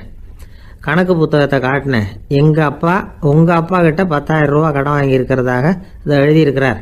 அதனால் அதை திருப்பி கொடுக்கறதுக்காக வந்திருக்கிறேன். இந்தாங்க அந்த பணம் அப்படின்னு சொல்லி கொடுத்துட்டு வந்துட்டேன் அப்படின்னு நானும். இதை பெரியவர் கவனமாக கேட்டுக்கிட்டார். அதுக்கப்புறம் 2வது இளைஞன் எழுந்திரிச்சான். ஐயா, நான் போன மாதம் ஒரு நாள் ராத்திரி வேளையில் ஒரு காட்டுப்பாதை வழியாக எங்கள் ஊருக்கு போய்கிட்டு இருந்தேன். அந்த சமயத்தில் அந்த வழியாக வந்துக்கிட்டு இருந்த ஒரு வழிப்போக்கர்கிட்ட 4-5 திருடர்கள் வம்பு வளர்த்து அவர்கிட்ட இருந்த பொருளை எல்லாம் கொள்ளையடிச்சிக்கிட்டு இருந்தாங்க. நான் உடனே ஒரு குச்சியை எடுத்துகிட்டு ஓடினேன். அந்த திருடர்களை அடித்து விரட்டினேன். பொருளை எல்லாம் மீட்டு அந்த வழிப்போக்கர்கிட்ட ஒப்படைச்சேன். அவரை பத்திரமா அழைச்சிட்டு போய் அவர் வீட்டில் விட்டுட்டு வந்தேன் அப்படின்னு நானும். இதையும் பெரியவர் கவனமாக கேட்டுக்கிட்டார். அடுத்தபடியாக 3வது இளைஞன் எழுந்திரிச்சான். ஐயா, போன மாதம் ஒரு நாள் நான் ஒரு மலைப்பாதை வழியாக போய்கிட்டு இருந்தேன். மலைப்பாதை விளிம்பில் ஒரு மதகு கட்டை, அது மேலே ஒரு ஆள் படுத்து தூங்கிட்டு இருந்தான். அந்த பக்கம் தவறி உருண்டு விழுந்திருந்தான்னா அதில் பாதாளம். அது மலையடி வாரத்தில் போய் தான் விழணும். அவ்வளவு பள்ளம். அது தெரியாமல் அவன் பாட்டுக்கு தூங்கிட்டு இருந்தான். நான் உடனே அவன்கிட்ட ஓடி போய் குனிஞ்சு அவன் முகத்தை பார்த்தேன். அப்போ தான் புரிஞ்சுது, அவன் ஏற்கனவே எனக்கு தெரியும். அவனை எனக்கு நிறைய கெடுதல் பண்ணியிருக்கிறான், இடைஞ்சல் கொடுத்தவன். இருந்தாலும் ஐயோ பாவம்னு நினச்சி அவனை எழுப்பி பாதுகாப்பாக வேற ஒரு இடத்துல படுக்க வச்சுட்டு வந்தேன் அப்படின்னு நானும். பெரியவர் இதையும் கேட்டுக்கிட்டார். அதுக்கப்புறம் அவங்க 3 பேரையும் பார்த்து, நீங்கள் போகலாம், நாங்கள் யோசித்து முடிவு பண்ணி உங்களுக்கு சொல்லி அனுப்புகிறோம் அப்படின்னாராம். அந்த இளைஞர்கள் புறப்பட்டு போயிட்டாங்க. அதுக்கப்புறம் அந்த பெண்ணோட அப்பாவை பார்த்து சொன்னார், இந்த 3 பேருமே நல்ல பிள்ளைங்க தான், அதில் ஒன்றும் சந்தேகம் இல்லை. இருந்தாலும் இந்த 3 பேர் செஞ்ச செயல்களையும் ஒப்பிட்டு பார்க்க வேண்டியிருக்கு. முதல் இளைஞன் நேர்மைக்கு எடுத்துக்காட்டாக விளங்குறான். இந்த காலத்தில் இது மாதிரி இளைஞர்களை பார்க்கறது ரொம்ப கஷ்டம்தான். இருந்தாலும் அவன் கடமையை தான் செஞ்சான். 2வது இளைஞன் நல்ல வீரன், தைரியசாலி. ஒரு வீரன் எதை செய்யணுமோ அதைத்தான் இவன் செஞ்சான். இவன் ஒரு லட்சிய மனிதன்.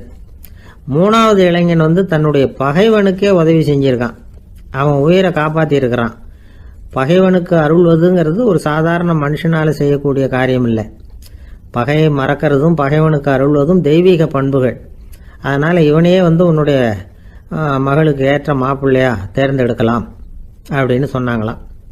ஒரு நல்ல நாளில் அவங்களுக்கு திருமணம் நல்ல விதமாக நடந்து முடிஞ்சுதான். இது சுவாமி சின்மயானந்தர் சொல்லியிருக்கிற ஒரு கதை. இதிலேருந்து நாம் புரிந்து கொள்ள வேண்டிய ஒரு கருத்து, நமக்கு கெடுதல் பண்ணவங்களுக்கும் நாம் நல்லது செய்யணும். ஆனால் நடைமுறையில் அப்படி நம்மளால் செய்ய முடியறதில்ல. அதுதான் சிக்கல். நம்மால் ஒருத்தங்கிட்ட கேட்டேன், ஏண்டா உன்னுடைய பகைவன் ஒருத்தன் அது மாதிரி ஒரு மலைப்பாதை மதகு கட்டையில் படுத்திருந்தா உடனே நீ என்ன நினைப்ப அப்படின்னு கேட்டோம். இது ஒரு அருமையான சந்தர்ப்பம்னு நினைப்பேன் அப்படின்னா. எதுக்குன்னு கேட்டோம்.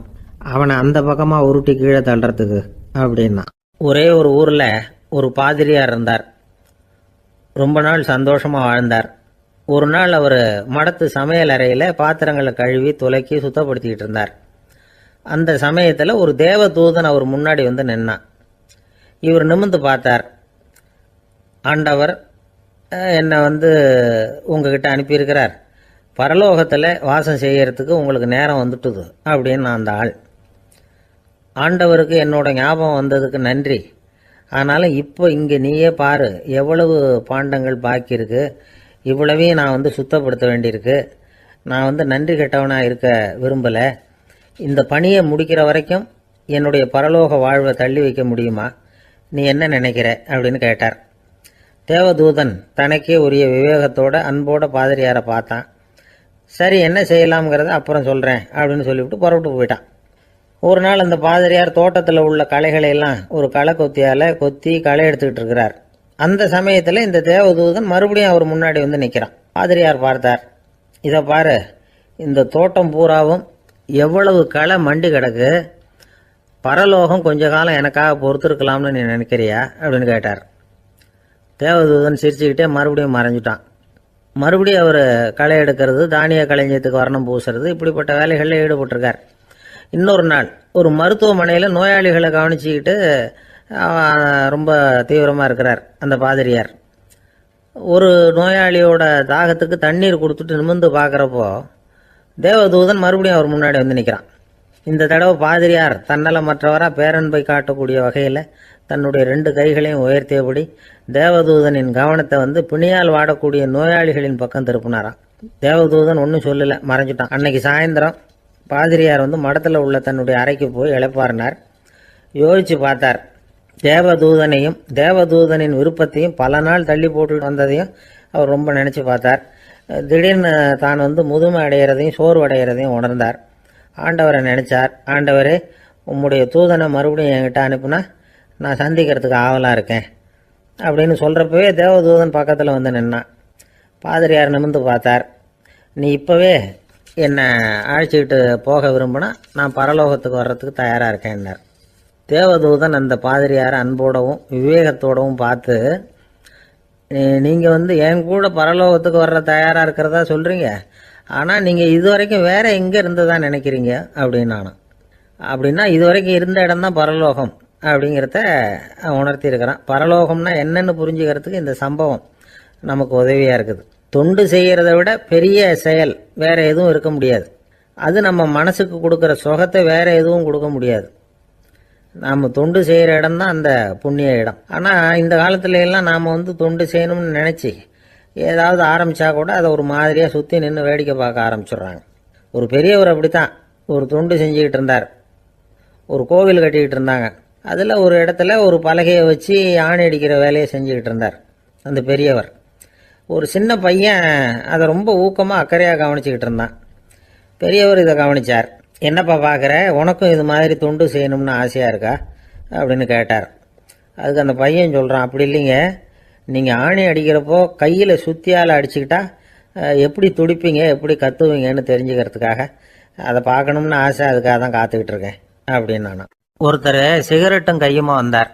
சார், இந்த புகைப்பிடிக்கிற பழக்கத்தை நிறுத்தி போடணும்னு தான் பார்க்குறேன், முடியலன்னார். புகைப்பிடிக்கிறத நிறுத்துறது ரொம்ப சுலபம் சார் அப்படின்னார் இன்னொருத்தர். எப்படி சொல்கிறீங்கன்னு கேட்டார் அவர். நான் கூட ஏற்கனவே 10 தடவை அந்த பழக்கத்தை நிறுத்தி இருக்கிறேன் சார் அப்படின்னார் இவர். இதுலேருந்து என்ன தெரியுது? புகைப்பழக்கத்தை திடீர்னு விட்டு விடுறதுங்கிறது ரொம்ப கஷ்டம்னு தெரியுது. இருந்தாலும் இது சம்பந்தமான ஆராய்ச்சி, அனுபவம், இது ரெண்டையும் அடிப்படையாக வச்சு சில வழிமுறைகளை சொல்கிறாங்க. அதாவது புகைப்பிடிக்கிறத நிறுத்துறதுக்கு 10 வழிகள் உண்டு அப்படின்னு சொல்கிறாங்க. அது என்னங்கிறது தெரிஞ்சுக்கிட்டா உபயோகப்படுதான்னு பார்க்கலாமே. முதல் கருத்து என்னன்னா, கொஞ்ச நாளைக்கு புகைப்பிடிக்கிற நண்பர்களை விட்டு விலகி இருக்கணும். இதனால் புகைப்பிடிக்கிற ஆசை குறையும். அந்த பழக்கத்தை மறுபடியும் ஆரம்பிக்கப்படாதுங்கிற எண்ணம் உறுதிப்படும். 2வது கருத்து, புகைப்பிடிக்கிறதை எதிர்த்து தீவிரமாக பிரச்சாரம் செய்ய ஆரம்பிச்சிடணும். அது அடுத்தவங்களுக்கும் உபயோகப்படும், உங்களுக்கும் உபயோகப்படும். உங்கள் உள்ளுணர்வை அது தூண்டும், உங்களை உறுதி கொள்ள வைக்கும். மூன்றாவது கருத்து என்னன்னா, தினமும் 2 தடவை குளிக்கணும். எப்படி தெரியுமா? முதல்ல வெது வெதுப்பான தண்ணீர், அப்புறம் குளிர்ந்த தண்ணீர், இப்படி மாறி மாறி குளிக்கணுமா. 4வது கருத்து, உடற்பயிற்சிகள் செய்யணும். மூச்சு வாங்குற மாதிரியான பயிற்சிகள் ரொம்ப நல்லதான். பிராணாயாமம் அப்படிங்கிற மூச்சு பயிற்சி ரொம்ப நல்லதுங்கிறாங்க. அப்புறம் 5வது கருத்து, சாப்பாடு மிதமாக இருக்கணும், சீராக இருக்கணும். பச்சை காய்கறிகள், பழங்கள் சாப்பாட்டில் சேர்த்துக்கலாம். அடிக்கடி கொஞ்சம் கொஞ்சமாக சாப்பிட்டு ரத்தத்தில் சர்க்கரையின் அளவை பராமரிக்கணும். இது நரம்புகளை அமைதிப்படுத்தும். 6வது கருத்து என்னன்னா, ரொம்ப நேரம் பசியோடு இருக்கக்கூடாது. புகைப்பிடிக்கிறத நிறுத்த முயற்சி செய்யும் பொழுது எடை குறைப்பு நடவடிக்கைகளை மேற்கொள்ளக்கூடாது. 7வது கருத்து, காப்பி, தேநீர், மதுபானம், அப்புறம் போதைப் பொருள்கள் கலந்த உணவுகள் இதெல்லாம் வேணாம். புகைப்பிடிக்கிறத அதெல்லாம் ஊக்கப்படுத்தும். கடுகு, மிளகு, அப்புறம் காரமான பொருள்களை தவிர்க்கணும். உப்பு அளவை குறைக்கணும். தினமும் 10 குவளை தண்ணீராவது குடிக்கணும். வெறும் தண்ணி புகைப்பிடிக்கிற ஆவலை தணிக்குதான். 8வது கருத்து, கையில் சிகரெட்டு, புகையில ஏதாவது இருந்தால் உடனே தூக்கி எறிஞ்சிருங்க. அது கையில் இருக்கிற வரைக்கும் புகைப்பிடிக்கிற ஆசை வந்துக்கிட்டே இருக்கும்.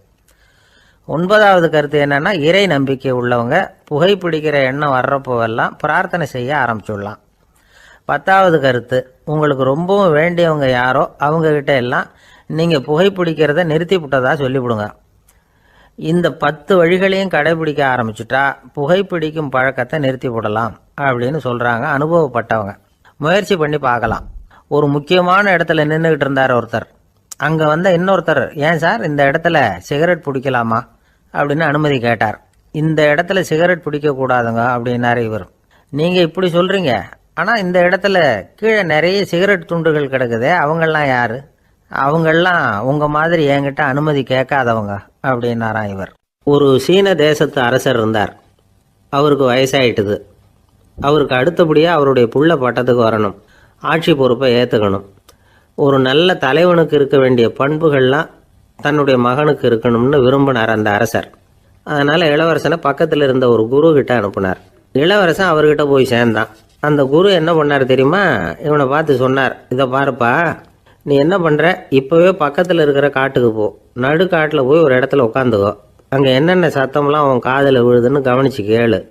உன் காதில் விழுந்த ஓசைகள் என்னென்னங்கிறத என்கிட்ட சொல்லு, அதுதான் எனக்கு தெரியணும், உனக்கு வேலையும் அதுதான் அப்படின்னு சொல்லி அனுப்பி வச்சுட்டார். இளவரசன் காட்டுக்கு போனான். குரு சொன்னபடியே ஒரு இடத்துல உட்காந்து கவனித்து கேட்டான். அதுக்கப்புறம் குருக்கிட்ட திரும்பி வந்தான். என்னென்ன சத்தம்லாம் கேட்ட அப்படின்னு கேட்டார் குரு. குருவே, காட்டில் நான் பறவைகள் சத்தம்லாம் கேட்டேன், மிருகங்களின் ஓசையையும் கேட்டேன், இதை தவிர இடி, மின்னல், மழை இதுகளோட சத்தத்தையும் கேட்டேன் அப்படின்னா.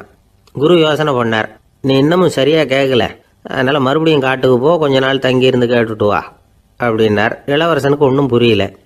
இருந்தாலும் குருவின் கட்டளையாச்சே, மறுக்க முடியுமா? உடனே அவன் மறுபடியும் காட்டுக்கு போனான். ஒரு இடத்துல உட்காந்தான். கொஞ்ச நேரம் உன்னிப்பாக கவனித்து கேட்டான். சில நாள் கழித்து குருக்கிட்ட திரும்பி வந்தான். குருவே, இந்த தடவை சில துல்லியமான சத்தங்களை எல்லாம் கேட்டேன். தேனி பறக்கிற சத்தம், நீரோடையின் மெல்லிய ஓசை, இதெல்லாம் கேட்டேன்னா. குரு சிரிச்சார். நீ மறுபடியும் காட்டுக்கு போ, இன்னும் சில நாள் அங்கே இரு, முழுமையாக கவனமாக கேட்டுக்கிட்டு வா அப்படின்னு சொல்லி அனுப்பி வச்சுட்டார். இளவரசனுக்கு குழப்பம் அதிகமாயிட்டுது. ஒன்றுமே புரியல. மறுபடியும் காட்டுக்கு போனான். மௌனமாக ஒரு இடத்துல உட்காந்துட்டான். அப்படியே தியானத்தில் ஆழ்ந்துட்டான். சில நாளில் அவனுக்கு இதுவரை கேட்காத ஓசைகள்லாம் கேட்க ஆரம்பிச்சுட்டுது. இதைத்தான் நான் கேட்கணும்னு என்னுடைய குரு எதிர்பார்த்துருக்கிறாருங்கிறத புரிஞ்சுக்கிட்டான். உடனே குரு கிட்ட ஓடனான். குருவே, இந்த தடவை காதுகளுக்கு கேட்க முடியாத சில ஓசைகளை கூட என்னால் உணர முடிஞ்சுது. பூ மலருகிற ஓசை, சூரியனால் பூமி சூடாகிறப்போ எழுகிற ஓசை, காலை பனித்துளி இந்த புல்லுலாம் குடிக்கிற ஓசை, இது எல்லாம் என்னால் நல்லா கேட்க முடிஞ்சுது அப்படின்னா. குருவுக்கு இப்போ தான் திருப்தி ஏற்பட்டு தான். இளவரசனை பார்த்து சொன்னார், இதை பாருப்பா, இப்போ தான் நாட்டை ஆளுகிற தகுதி உனக்கு வந்திருக்குது அப்படின்னு சொல்லி அதுக்கு விளக்கமும் கொடுத்தாராம். எந்த அரசன் தன்னுடைய மக்களின் இதயம் பேசுகிற மௌன மொழியை, மௌன வார்த்தைகளை கேட்குறானோ அவன்தான் ஆள தகுதி உள்ளவன். எந்த அரசன் தன்னுடைய மக்களின் உணர்ச்சிகளை உண்மையாக உணர்றானோ அவன்தான் முதன்மையான அரசன். போலி வார்த்தைகளை மட்டும் கேட்டுட்டு பல மௌன ராகங்களை காதில் வாங்கிக்காதவன் அரசனே இல்லை. எந்த நாட்டில் எப்போ ஒரு அரசன் தன்னுடைய மக்களின் உணர்ச்சிகளை கேட்க மறுக்கிறானோ அன்னையிலிருந்தே அந்த நாடு அழிய தொடங்குது அப்படின்னு அர்த்தம். இதுதான் அந்த குரு இளவரசனுக்கு போதிச்சது. வாயால் பேசுறத மட்டும் கேட்டு ஏமாறக்கூடாது, உணர்ச்சிகளையும் கேட்கறதுல தான் மனப்பக்குவம் உண்டாகும். மக்கள் உணர்ச்சிகளை புரிந்து கொள்ளாத அரசர்கள் நீடிச்சிருக்க முடியாது. அது மாதிரி நாடுகளில் அடிக்கடி குழப்பம் தான் உண்டாகும். அப்படி இருந்தால் அடிக்கடி ஆட்சி மாறிக்கிட்டு இருக்கும். அப்படிப்பட்ட ஒரு தேசம், அங்கே ஒரு சிறைச்சாலையில் 3 கைதிகள் பேசிக்கிட்டு இருந்தாங்க. ஒருத்தன் சொன்னான், நான் இந்த நாட்டு ராஜாவை எதிர்த்து பேசிக்கிட்டு இருந்தேன், அதனால் என்னை பிடிச்சி கொண்டாந்து இங்கே போட்டுட்டாங்க அப்படின்னு நான் ஒருத்தன். இன்னொருத்தன் சொன்னான், நான் இந்த நாட்டு ராஜாவை ஆதரித்து பேசிக்கிட்டு இருந்தேன், அதனால் என்னை பிடிச்சி கொண்டாந்து இங்கே தள்ளிவிட்டாங்க அப்படின்னா. அது சரி, நீ என்ன தப்பு பண்ண அப்படின்னு சொல்லி 3வது ஆளை பார்த்து இவங்க கேட்டாங்க. அதுக்கு அந்த ஆள் சொல்கிறான், நான் தான் இந்த நாட்டு ராஜா அப்படின்னானா. திருநெல்வேலி மாவட்டத்தில் கோவில்பட்டிக்கு பக்கத்தில் உள்ள ஊர் கடம்பூர். காமராசர் முதலமைச்சராக இருந்த காலம். கடம்பூரில் ஒரு பள்ளி சீரமைப்பு மாநாடு நடக்குது. அந்த பக்கத்தில் உள்ள பள்ளிக்கூடம்லாம் அதில் கலந்துக்குது. கண்காட்சி வேற, ஊர் பூரா விழா கோலம். மறுநாள் மாநாடு நடக்க போகுது.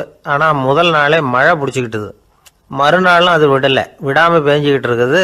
காமராசர் காலையிலேருந்து பல்வேறு நிகழ்ச்சிகளில் கலந்துக்கிட்டு சாயந்தரமாக கடம்பூருக்கு வந்து சேர வேண்டியவர். மழை பேஞ்சிக்கிட்டு இருக்கிறதுனால நிகழ்ச்சி ரத்தாயிடுமோ என்னமோ அப்படின்னு எல்லாரும் சந்தேகப்பட்டுக்கிட்டு இருக்கிறாங்க. அவர் கோவில்பட்டி பயணிகள் விடுதியில் இருக்கிறார். கடம்பூர்லேருந்து சில பேர் போய் அவரை சந்திக்கிறாங்க. மழை பெஞ்சிக்கிட்டு இருக்குதே, என்ன செய்யலாம் அப்படின்னு கேட்குறாங்க. மழை பெஞ்சால் நல்லது தானே, அதுக்காக மாநாட்டை எதுக்காக ரத்து செய்யணும்? ஆசிரியர்கள் எவ்வளவு கஷ்டப்பட்டு ஏற்பாடு பண்ண மாநாடு, கட்டாயம் வந்துடுறேன் அப்படின்னாராம் காமராசர். உடனே புறப்பட்டார். மழையை பொருட்படுத்தாத மக்கள் கூட்டம், அது கலையாமல் காத்துக்கிட்டு இருக்கிறாங்க அவ்வளோ பேரும். தலைவர் வந்துட்டார்னு தெரிஞ்சது ஜனங்களுக்கு ஏகப்பட்ட உற்சாகம். ஜனங்கள் அவ்வளவு உற்சாகமாக வரவேற்றாங்க. மாநாடு ஆரம்பமாச்சு. மலர் மாலைகள் மலை மாதிரி குவிய ஆரம்பிச்சுட்டுது. வரிசையாக ஒவ்வொரு கல்வி நிலையம் சார்பாகவும் வரவேற்பு பத்திரம் வாசித்து கொடுக்குறாங்க. என்ன வாசிக்கிறாங்கங்கிறத காமராசர் கூர்ந்து கவனிக்கிறார். ஏகப்பட்ட புகழ் மொழிகள், ரொம்ப பாராட்டி புகழ்ந்து என்னென்னமோ வாசிச்சுக்கிட்டு இருக்கிறாங்க. கொடை வள்ளலே, குணக்குன்றே, மலையே, கடலே, இப்படி தமிழ் மொழியில் பாராட்டுறதுக்கு எத்தனை வார்த்தைகள் உண்டோ அத்தனையும் அதில் சேர்த்துருக்குறாங்க. காமராசர் பொறுமை இழந்துட்டார். போதும் போதும், உங்கள் எல்லாரையும் பார்த்து 2 வார்த்தை பேசிவிட்டு போகிறதுக்காக தான் நான் வந்திருக்கிறேன். எல்லாரும் மழையில் சிரமப்பட்டு நின்றுக்கிட்டு இருக்கிறீங்க, இப்படி என்ன புகழ்ந்து படிச்சுக்கிட்டே இருந்தால் எப்படி அப்படின்னாராம். அதுக்கப்புறம் பேசி முடிச்சிருக்கிறார். மாநாட்டு நிகழ்ச்சிகள் முடிஞ்சதும் இன்னொரு நிகழ்ச்சியில் கலந்துக்கிறதுக்காக புறப்பட்டாராம். ஒரு திறந்த ஜீப்பில் அவரை ஊர்வலமாக அழைச்சிக்கிட்டு போயிருக்கிறாங்க. தெருவில் 2 பக்கமும் ஏகப்பட்ட கூட்டம். அங்கங்கே ஜீப்பை நிறுத்தி ரோஜா மாலை, ஜருக மாலை இப்படி போட்டுக்கிட்டே இருக்கிறாங்க. அதையெல்லாம் அப்படி அப்படியே வாங்கி அங்கங்கே நின்றுக்கிட்டு இருந்த குழந்தைகள்கிட்டையும் தாய்மார்கள்கிட்டையும் கொடுத்துக்கிட்டே போகிறார். அந்த சமயத்தில் கூட்டத்துக்கு அப்பால் ஒரு பெரியவர் கையில் ஒரு மல்லிகை சரத்தோடு நின்றுட்டு இருக்கிறார். அவரால் முண்டி அடிச்சுக்கிட்டு முன்னால் வர முடியல. காமராசர் இதை கவனிக்கிறார். அவ்வளவுதான், உடனே நிறுத்தப்பா வண்டியை அப்படிங்கிறார். ஜீப்பு நிற்கிது. டிரைவரை பார்த்து, அதோ பார், அங்கே ஒருத்தர் நிற்கிறார் பார், அவரை இங்கே அழைச்சிட்டு வா அப்படின்னாராம். கூட்டம் வழி விடுது. அந்த பெரியவரை கிட்டத்தில் அழைச்சிட்டு வர்றாங்க. காமராசர் அவரை பார்த்து, வாங்க வாங்க, நல்லா இருக்கீங்களா அப்படின்னு சத்தம் போட்டு உற்சாகமாக விசாரிக்கிறாராம். பெரியவர் கண்களில் கண்ணீர், பேச்சு வரல. மல்லிகை சரத்தை அவருக்கு போடுறார். கொஞ்ச நேரம் அவர்கிட்ட பொறுமையாக பேசிக்கிட்டு இருந்துட்டு அவரை அனுப்பி வைக்கிறார் காமராசர். பெரியவர் போனதுக்கு அப்புறம் காமராசர் பக்கத்தில் இருந்தவங்க கிட்ட சொல்கிறார் அந்த பெரியவரை பற்றி. அந்த காலத்தில் ரொம்ப கஷ்டப்பட்டவர் இவர், ஜெயிலுக்கு போனவர் அப்படின்னு ரொம்ப உருக்கமாக நெகிழ்ந்து போய் சொல்கிறார். இதில் ஒரு விஷயத்தை கவனிங்க. தன்னை புகழ்ந்து படிக்கப்பட்ட வாழ்த்து மடலை படிக்க வேணாம்னு தடுத்து நிறுத்தினார். எங்கேயோ ஒரு மூலையில் கையில் ஒரு 4 முழம் மல்லிகை சரத்தோடு ஒதுங்கி நின்றுக்கிட்டு இருந்த அந்த தொண்டரை அவ்வளவு பெரிய கூட்டத்துக்கு நடுவுலையும் தேடி கண்டுபிடிச்சி கிட்டத்தில் கூப்பிட்டு அவர் கொடுத்த அன்பு மாலையை வாங்கி கழுத்தில் போட்டுக்கிட்டார். அதுதான் காமராசர். தோல்விகள் கூட அவரை கொஞ்சம் கூட பாதித்ததில்லை. ஒரு பொது தேர்தலில் அவர் தோற்று போகிறார். தொண்டர்கள்லாம் அழறாங்க. அதில் ஒருத்தர் மெதுவாக காமராசர்கிட்ட போய், என்ன தலைவரே, நீங்கள் கூட தோற்று போயிட்டீங்களே அப்படின்னு கலக்கமாக சொல்லியிருக்கிறார். அதுக்கு காமராசர், நான் கூட தோற்று போகிறதுக்கு பேர் தான்ப்பா ஜனநாயகம் அப்படின்னாராம். ஒரு ஊரில் ஒருத்தர் இருந்தான். ஒரு நாள் காலையில் எழுந்திரிச்சான். ஒரு 10 ரூபாய் எடுத்து சட்டை பையில் வச்சுக்கிட்டான். கடை தெருவுக்கு புறப்பட்டான். காய்கறி வாங்குறதுக்காக அவன் போகிறான். காய்கறி சந்தைக்கு போய் சேர்ந்தான். கத்திரிக்காய் 1/4 கிலோ கொடுங்கன்னான். கொடுத்தாங்க. காசு கொடுக்கறதுக்காக சட்டப்பையில் கையை விட்டான், பணத்தை காணும். 10 ரூபாயை சட்டப்பையில் வச்சுக்கிட்டு தான் வந்தான். அது இப்போ அங்கே இல்லை. வழியில் எங்கேயும் அது விழுந்துட்டு போட்டுருக்கு. அல்லது யாராவது திருடர்கள் தெரியாமல் அதை எடுத்துக்கிட்டு போட்டாங்களா என்னன்னு தெரியல. எப்படியோ 10 ரூபாயை அவன் இழந்துட்டான். கையில் காசு இல்லை. அதனால் கத்திரிக்காயை திருப்பி கொடுத்துட்டு கவலையோட வீட்டுக்கு திரும்பி வந்தான். அதையே நினச்சிக்கிட்டு இருந்தான். அவனுக்கு துக்கம் அதிகமாக போச்சு. அழ ஆரம்பிச்சிட்டான். காய்கறிகள் வாங்கிட்டு வந்து ஆனந்தமாக சமைச்சு சாப்பிட்லாம்னு நினச்சோம். அது முடியாமல் போச்சேங்கிற கவலை அவனுக்கு. அதனால் அதை மறக்கவே முடியல. இது நடந்து கொஞ்ச நாள் ஆச்சு. அதே மனுஷன் இன்னொரு நாள் அதே மாதிரி புறப்பட்டான். பணத்தை எடுத்து பையில் வச்சுக்கிட்டான்.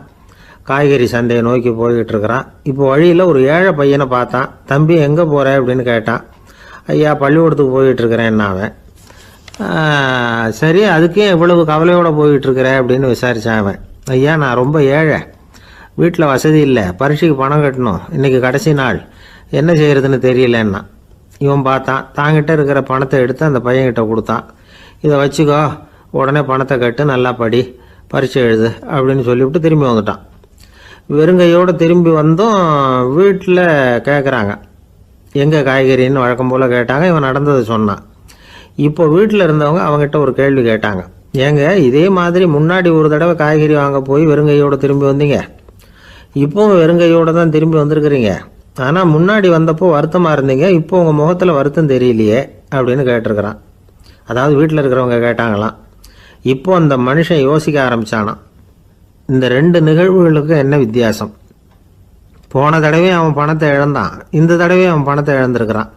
போன தடவை யாரோ திருடிட்டு போயிட்டாங்க, இந்த தடவை அவனாவே ஒரு பையன் பேரில் இறக்கப்பட்டு எடுத்து கொடுத்துருக்குறான். அன்னைக்கு பணம் போயிட்டுதேன்னு வருத்தமாக இருந்தது, இன்றைக்கி பணம் போனாலும் மனசுக்கு மகிழ்ச்சியாக இருக்குது, நிறைவாக இருக்குது. கொஞ்சம் யோசிச்சு பாருங்கள். பணத்தை இழந்தது மகிழ்ச்சிக்கோ வருத்தத்துக்கோ காரணமாக இருக்க முடியாது. அப்படின்னா வேற எது காரணம்? அன்றைக்கு பணத்தை இழந்துட்டேன்னு அழுதான், இன்றைக்கு பணத்தை இழந்தாலும் மகிழ்ச்சியாக இருக்கிறான். ஆகவே மகிழ்ச்சிக்கும் துக்கத்துக்கும் இழப்பு காரணம் அல்ல, இழப்பு பற்றிய நம்முடைய அறிவு தான் காரணம் அப்படிங்கிறது பெரியவர்களுடைய கருத்து. எந்த பொருளும் நமக்கு கவலையை உண்டு பண்ணுறதில்ல, அந்த பொருள் பேரில் நாம் வைக்கிற பற்று தான் கவலையை உண்டு பண்ணுது.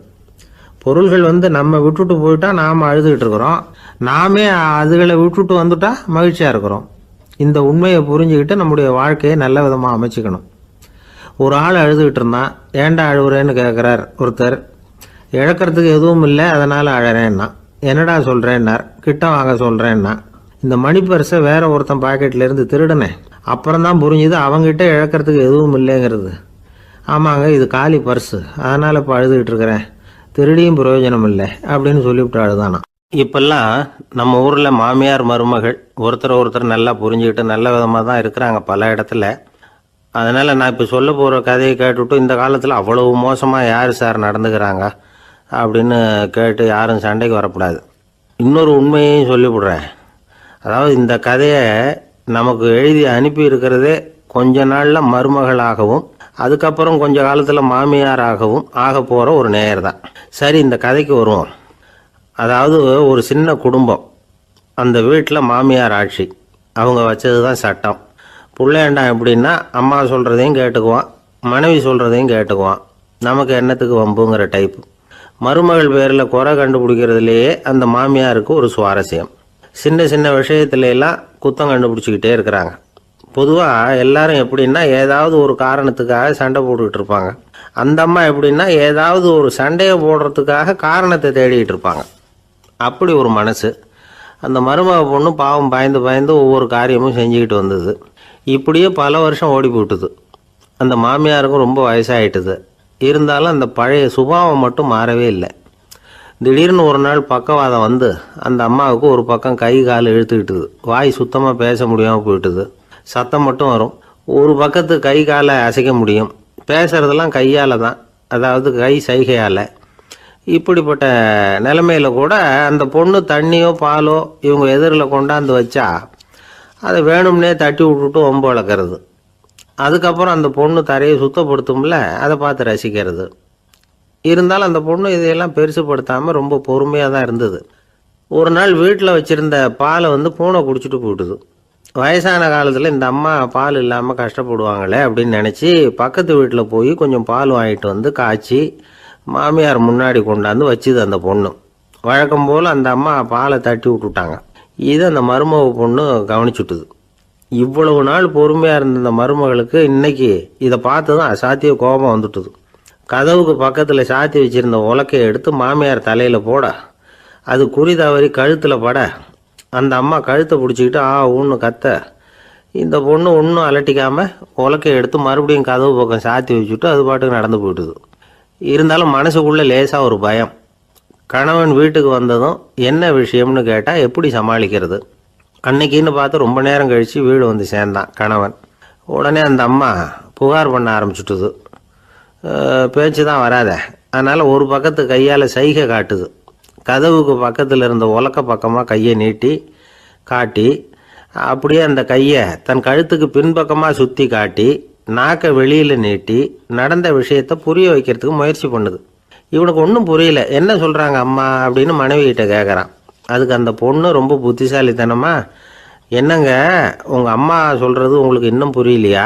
அவங்க உங்களை பார்த்து என்ன சொல்கிறாங்கன்னா, ஏண்டா உலக்க மாதிரி நிற்கிற, சாக போகிற எனக்கு சங்கிலி எதுக்கு, என் கழுத்தில் கிடக்கிற இந்த சங்கிலியை கழட்டி என் மருமக கழுத்தில் போடுறா அப்படின்னு சொல்கிறாங்க அப்படின்னு தான். ஓ அப்படியா விஷயம்னு சொல்லி அம்மா கழுத்தில் இருந்த சங்கிலியை எடுத்து மனைவி கழுத்தில் போட்டுட்டு, அம்மா உன் விருப்பப்படியே போட்டாச்சு, இனிமேலாவது நிம்மதியாக படுத்து தூங்கு அப்படின்னு சொல்லிவிட்டு உள்ளே போயிட்டான்.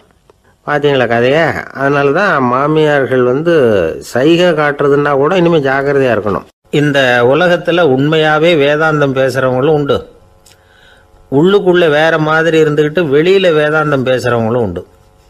ஒரு ஆள் இருந்தார், அவரும் ஒரு கடை வச்சு வியாபாரம் பண்ணிக்கிட்டு இருந்தார். மகா கஞ்சன், யாருக்கும் எந்த உதவியும் செய்ய மாட்டார். எச்சில் கையென்ன ஈர கையை கூட உதற மாட்டார். அப்படிப்பட்ட மனுஷன். அந்த ஊருக்கு ஒரு முனிவர் வந்துக்கிட்டு இருந்தார். வருஷத்துக்கு ஒரு தடவை வருவார், ஒரு நாள் 2 நாள் இருப்பார், அப்புறம் போயிடுவார். அந்த முனிவர் வர்றப்போலாம் இந்த ஆள் எழுந்திரிச்சு ஓடி போய் அவரை வரவேற்பான். ரொம்ப பெரிய வேதாந்தி மாதிரி அவர்கிட்ட பேசிக்கிட்டு இருப்பான்.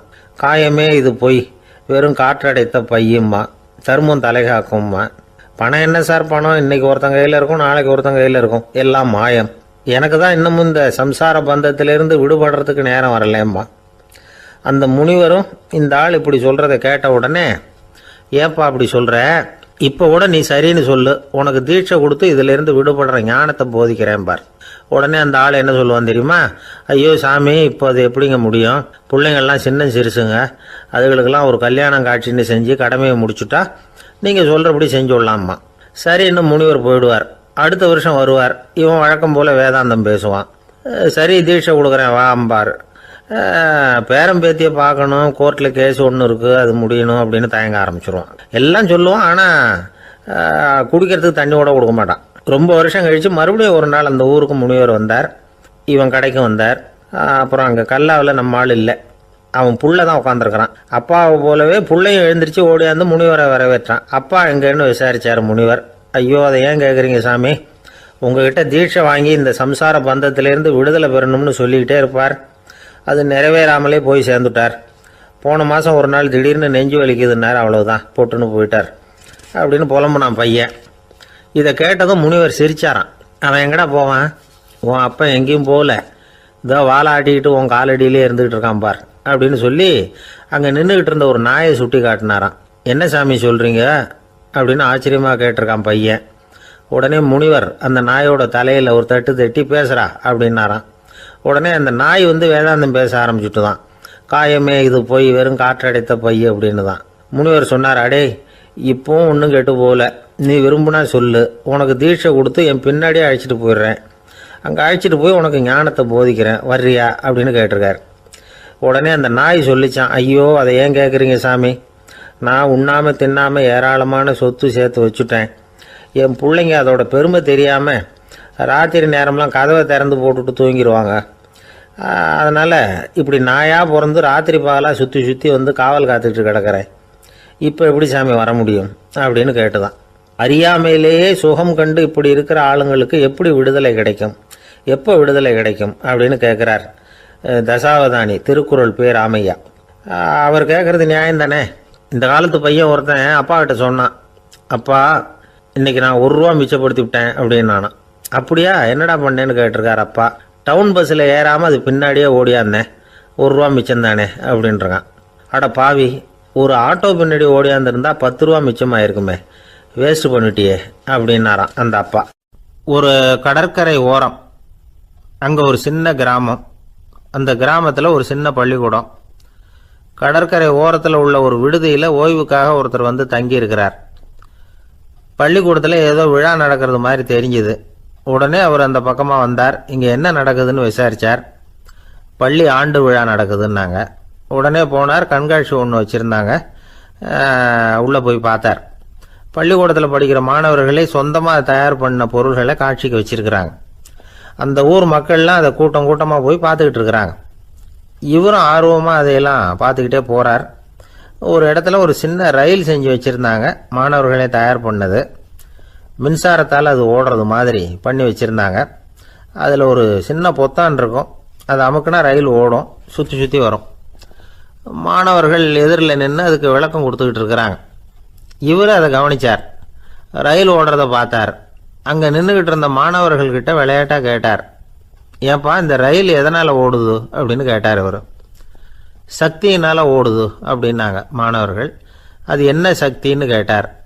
அதுக்கு பேர் மின்சாரம் அப்படின்னாங்க. சரி, நீங்கள் மின்சாரத்தை பார்த்துருக்குறீங்களா அப்படின்னார். நாங்கள் பார்த்தது இல்லைங்க, ஆனால் இதை செய்யறதுக்கு எங்களுக்கு உதவி பண்ண ஆசிரியர் ஒரு பட்டதாரி, ஒரு கால் அவர் பார்த்துருக்கலாம் அப்படின்னாங்க. அவர் எங்கே இருக்காருன்னு கேட்டார். இதோ அழைச்சிட்டு வர்றோம்னு ஓடினாங்க. அவர் அழைச்சிட்டு வந்தாங்க. அவர்கிட்ட ஒரு பெரியவர் கேட்டார், மின்சாரத்தை நீங்கள் பார்த்துருக்குறீங்களா அப்படின்னு. மின்சாரத்தை பார்க்குறதாவது நான் பார்த்ததே இல்லை. நான் பார்த்தது அது செயல்படுற விதத்தை தான். அது விளக்க வந்து எரிய வைக்குது, ரயிலை ஓட வைக்குது, இது மாதிரி எத்தனையோ எந்திரங்களை வந்து செயல்பட வைக்குது. ஆனால் உண்மையிலேயே அது என்னன்னு எனக்கு தெரியாது. ஒருவேளை இந்த பள்ளிக்கூடத்து தலைமை ஆசிரியருக்கு தெரிஞ்சிருக்கலாம், ஏன்னா அவர் ஒரு மேல்நிலை பட்டதாரி அப்படின்னாராம் அவர். சரின்னு போய் தலைமை ஆசிரியரை கூப்பிட்டுக்கிட்டு வந்தாங்க. அவர்கிட்டையும் இதே கேள்வியை கேட்டாராம் அவர். மன்னிக்கணும், இந்த கேள்வியை இதுவரைக்கும் யாரும் என்கிட்ட கேட்டதில்லை. சக்தியை யாரும் பார்க்க முடியாது, ஆனால் அது செயல்படும் விதத்தை தான் பார்க்க முடியும் அப்படின்னாராம் அவர். இப்போ இதுவரைக்கும் கேட்டுக்கிட்டு இருந்த பெரியவர் சிரித்தார். சிரிச்சுட்டு சொன்னாராம், சரி அதுக்காக ஒன்றும் கவலைப்படாதீங்க, என்னுடைய பெயர் தாமஸ் ஆல்வா எடிசன் அப்படின்னாராம். இதை கேட்டதும் அங்கே இருந்தவங்களுக்கெல்லாம் அதிர்ச்சி, ஆச்சரியம். என்னது, நீங்கள் தானே எடிசன்? நீங்கள் எவ்வளவு மின்சார கருவிகளை உண்டாக்கி இருக்கிறீங்க, நீங்களா இந்த கேள்வியை கேட்டது அப்படின்னாங்களாம். ஆமாம், நான் தான் கேட்குறேன், ஏன்னா நானே மின்சாரத்தை பார்த்தது கிடையாது அப்படின்னாராம் அவர். அன்புங்கிறது இப்படிப்பட்டது தாங்கிறார் ஓஷோ. அன்புங்கிறது நம்ம உடற்கூறு அமைப்பில் இல்லை, அது நம்ம உடம்புல உள்ள சுத்த சக்தியின் வெளிப்பாடு. அதை உணரத்தான் முடியுமே தவிர பார்க்க முடியாது. அன்பே உன்னை வந்து நான் என் இருதயத்தில் வச்சிருக்கிறேன் அப்படின்னுலாம் சொல்லுவான். இதெல்லாம் சும்மா. இது வந்து டாக்டர்கள் சொல்கிற இருதயம் கிடையாது. அது வந்து ரத்தத்தை தள்ளுகிற ஒரு கருவி, அவ்வளவுதான். ஞானிகள் சொல்லுகிற இதயம் வேற, அது கண்ணுக்கு புலப்படாத ஒரு சக்தி. என்னுடைய இதயம் ரொம்ப விசாலமானது சார் அப்படின்னார் ஒருத்தர். அப்படிங்களான்னு ரொம்ப மரியாதையா, ஆமாங்க டாக்டர் அப்படி தான் சொல்கிறார், கொஞ்சம் வீங்கி போய் பெருசாக இருக்குதான் அப்படின்னார். ஒரே ஒரு ஊரில் ஒரு அம்மா இருந்தாங்க. அந்த அம்மாவுக்கு ஒரே ஒரு பிள்ளையாண்டான். அவனுக்கு ரொம்ப அக்கறையோடு கல்யாணம் பண்ணி வச்சாங்க. கல்யாணம் முடிஞ்சதும் மருமக பொண்ணு வீட்டுக்கு வந்து சேர்ந்தது. அப்பாடா என் கடமை முடிஞ்சுது, இனிமேல் அக்கடான்னு எங்கேயாவது ஒரு மூலையில் படுத்து கிடக்கலாம் அப்படின்னு நினச்சாங்க அந்த அம்மா. ஆனால் நினைக்கிறபடி எங்கே நடக்குது? அதுக்கப்புறம் தான் பிரச்சனையே ஆரம்பமாச்சு. மருமகள் குணம் சரியில்லை, ஒரு மாதிரி. அந்த பொண்ணு வீட்டுக்கு வந்ததுமே முதல் வேலையாக மாமியாரை பார்த்து, அதுதான் நான் வந்துட்டேன்ல, இனிமேல் உங்களுக்கு என்ன வேலைங்க, புறப்பட வேண்டியது தானே, காசி ராமேஸ்வரம்னு எங்கேயாவது போங்க அப்படின்னுட்டு தான். மாமியாரை பார்த்தாங்க, கொஞ்சம் யோசனை பண்ணாங்க. இந்த பாருமா, நீ இப்படி சொல்கிறதுக்கு முன்னாடியே வீட்டை விட்டு புறப்படணுங்கிற முடிவுக்கு நான் வந்துட்டேன். வீட்டை மட்டும் இல்லை, இந்த உலகத்தை விட்டே கூட போகிறதுக்கு தயாராக இருக்கிறேன். ஆனால் ஒரே ஒரு விஷயத்துக்காக என் உயிரை கையில் பிடிச்சிக்கிட்டு இருக்கிறேன் அப்படின்னாங்களாம். என்ன விஷயம்னு கேட்டது இந்த மருமக பொண்ணு. வேறு ஒன்றும் இல்லை, என் பிள்ளைக்கு கல்யாணம் பண்ணி வச்சுட்டேன். ஒரு பேர புள்ள பிறந்து அதை என் கண்ணால் பார்த்துட்டேன்னா நான் எங்கே வேணும்னாலும் போகிறதுக்கு தயாராக இருக்கிறேன் அப்படின்னாங்களாம் அந்த மாமியார். மாமியார் இப்படி சொல்கிறதுலேயும் நியாயம் இருக்கிறதாக பட்டுது அந்த பொண்ணுக்கு. சரி அப்படியே இருந்து பார்த்துட்டு போகலாம் அப்படின்னு அனுமதி கொடுத்தது. கொஞ்ச காலத்தில் ஒரு பேரன் பிறந்தான். அந்த அம்மாவும் பேரனை கண்ணால் பார்த்துட்டாங்க. சரி பேரனை பார்த்தாச்சுல்ல, இனிமேல் புறப்பட வேண்டியது தானே அப்படின்னது மருமக பொண்ணு. மாமியார் பார்த்தாங்க, நீ சொல்கிறது சரிதாம்மா, அதில் ஒன்றும் தப்பு இல்லை. என்னோட பேரன் உங்களை அம்மா அப்பான்னு கூப்பிடுறத என் காது குளிர கேட்டுட்டு போயிடுறேனே அப்படின்னாங்களாம். சரி, அந்த ஆசையை நிறைவேறட்டும் அப்படின்னு காத்துக்கிட்டு இருந்தாங்க. பேரன் வளர்ந்தான், நடந்தான், பள்ளிக்கூடம் போனால் பெரியவனானான். மருமக பொண்ணு மறுபடியும் மாமியாரை விரட்ட ஆரம்பிச்சுட்டுது, இன்னும் புறப்புள்ளையான்னு. இதை பாருமா, இது வரைக்கும் இருந்துட்டேன். பேரனோட கல்யாணத்தையும் கண்ணால் பார்த்தா தான் இந்த கட்டை வேகும் போல் இருக்குது அப்படின்னு சொல்லி ஒரு மாதிரியாக பேச ஆரம்பித்தாங்க. இதுவும் நியாயமான ஆசையாக தான் படுது அப்படின்னு அது யோசிச்சிருக்கு அந்த பொண்ணு. சரின்னு அதுக்கும் ஒத்துக்கிட்டது. உடனே பேரனுடைய கல்யாணமும் முடிஞ்சது ஒரு வழியாக. இனிமேல் ஒரு நொடி கூட இங்கே இருக்கக்கூடாது, புறப்படுங்க அப்படின்னு மாமியாரை விரட்டிச்சான் அந்த பொண்ணு. இப்போ அந்த மாமியார் தன்னோட மருமகளை பார்த்து சொல்கிறாங்க, இதோ கிளம்பிட்டேம்மா, என் மூட்டை முடிச்செல்லாம் கட்டிக்கிட்டேன், புறப்பட்டுவிட்டேன். அப்படியே நீயும் உன் துணிமணிகளை மூட்டை கட்டிக்கிட்டு கிளம்பிடும், என்னோட சேர்ந்து 2 பேருமா சேர்ந்து போயிடலாம் அப்படின்னாங்களாம். அந்த பொண்ணு முழிக்குது. முழிக்காதே, உனக்கும் ஒரு மருமக வந்துட்டா, இனிமேல் நீயும் ஒரு மாமியார் தானே, உனக்கும் இனிமேல் இங்கே வேலை இல்லை, புறப்படு அப்படின்னாங்களாம். அப்போ தான் அந்த பொண்ணு சிந்திக்க ஆரம்பிச்சுதான், தன்னோட தவறு புரிஞ்சுதான். இந்த தகவலை கேட்டுக்கிட்டு இருக்கிற மருமகள்லாம் இதை பற்றி கொஞ்சம் யோசித்து பார்க்கணுங்கிறதுக்காகத்தான் இதை சொல்கிறோம் மாமியார்கள் சார்பாக. கொஞ்ச நாளைக்கு முன்னாடி ஒரு பொண்ணை பார்த்து பேசுகிற சந்தர்ப்பம் கிடைச்சிது ஒரு கல்யாண வீட்டில். அந்த பொண்ணு சொல்லிச்சு, சார் எனக்கு கல்யாணம் ஆகி 15 வருஷம் ஆகுது, நான் மாமியார்கிட்ட சண்டை போட்டதே இல்லை அப்படின்னு ரொம்ப அடக்கமாக சொல்லிச்சு. அது எப்படிம்மா சாத்தியமாச்சுன்னு கேட்டோம். எனக்கு கல்யாணம் ஆகி 15 வருஷம்தான் ஆச்சு, ஆனால் என் மாமியார் செத்து போய் 20 வருஷத்துக்கு மேலே ஆயிட்டுது அப்படின்னுது. லோகமானிய பாலகங்காதர திலகர் இருந்தார்ல, அவருக்கு 15 வயசுலேயே கல்யாணம் நடந்துதான். மனைவி பேர் தபிபாய், ரொம்ப பெரிய குடும்பத்து பொண்ணு, நல்ல குணம். அவங்க குடும்பம் நடத்திக்கிட்டு இருக்கிறாங்க. அந்த காலத்தில் திருடர்கள் பயம் அதிகம். இந்த காலத்தில் மட்டும் என்னன்னு கேட்குறீங்களா? நீங்கள் கேட்குறது நியாயம்தான். இருந்தாலும் இந்த காலத்து திருடனுக்கும் அந்த காலத்து திருடனுக்கும் ஒரு முக்கியமான வித்தியாசம் உண்டு. அதாவது அந்த காலத்து திருடன்லாம் நியாயம் அநியாயம் பார்க்குறது உண்டு, இந்த காலத்தில் அப்படி பார்க்குறது இல்லை. அந்த காலத்தில் திருட வர்றவங்கள்ட்ட கூட ஒரு தார்மீக உணர்வு உண்டாம். அதாவது அப்போ உள்ள கொள்ளைக்காரங்க எதை களவாடினாலும் சரி, அரிசியை மட்டும் களவாடுறது இல்லையா, அப்படி ஒரு கொள்கை. அதனால் பாருங்கள், அந்த காலத்து பெண்கள் நகை நட்டுகளை பத்திரமா வைக்கணும்னா பெட்டியில் வைக்கிறது இல்லை, அரிசி பானையில் போட்டு வச்சு விடுறது. இப்போல்லாம் பேங்க்கில் சேஃப்டி லாக்கர்னு இருக்குல்ல, அது மாதிரி அந்த காலத்தில் சேஃப்டி லாக்கருங்கிறது அரிசி பானை. இந்த வளையல், மூக்குத்தி, தோடு இப்படி எதுவாக இருந்தாலும் அதில் போட்டு பத்திரமா வச்சுருவாங்க. திருடன் அரிசி பானை பக்கம் போகிறதில்ல. ஏன்னா சாப்பிட்ற விஷயத்தில் கை வைக்கக்கூடாது, அது பாவம் அப்படின்னு அவன் நினைக்கிறான். திலகரோட மனைவி தபிபாயும் அதே மாதிரி தன்னுடைய ஆபரணங்களை ஒரு அரிசி பானைக்குள்ளே போட்டு மூடி வச்சுருந்தாங்களாம். இப்படி இருந்தப்போ ஒரு நாள் ஒரு பிச்சைக்கார பொண்ணு வீடு வீடாக பிச்சை கேட்டுக்கிட்டே வந்திருக்குது. திலகர் வீட்டுக்கும் தர்மம் போடுங்க தாயே அப்படின்னு தான் அந்த பொண்ணு. அந்த அம்மா தபிபாய் காதில் இது விழுந்திருக்கு. உடனே கை நிறைய அரிசி அள்ளிக்கிட்டு போட்டிருக்கு. பாத்திரத்தில் அரிசியை போட்டதுக்கு அப்புறம் தான் தெரியுது, பளிச்சுன்னு கண்ணில் படுது. அதாவது அந்த அம்மாவோட வைர மூக்குத்தி ஒன்று அரிசியோடு சேர்ந்து அந்த பிச்சைக்கார பொண்ணு பாத்திரத்தில் போய் விழுந்துட்டுது. இந்த அம்மாவுக்கு மனசுக்குள்ளே குழப்பம், என்ன இப்படி ஆகிட்டுதே, மூக்குத்தி போயிட்டுதே, பிச்சை பாத்திரத்துலேருந்து அதை எப்படி எடுக்கிறது அப்படின்னு தயக்கம். வாயை திறந்து அதை கேட்கறதுக்கும் கூச்சம். திண்ணையில் உட்காந்துருந்த திலகர் இவ்வளவையும் பார்த்துக்கிட்டு இருக்கிறார். மனைவியின் மனசுக்குள்ளே நடக்கிற மௌன போராட்டத்தை அவர் நல்லா புரிஞ்சுக்கிட்டாராம்.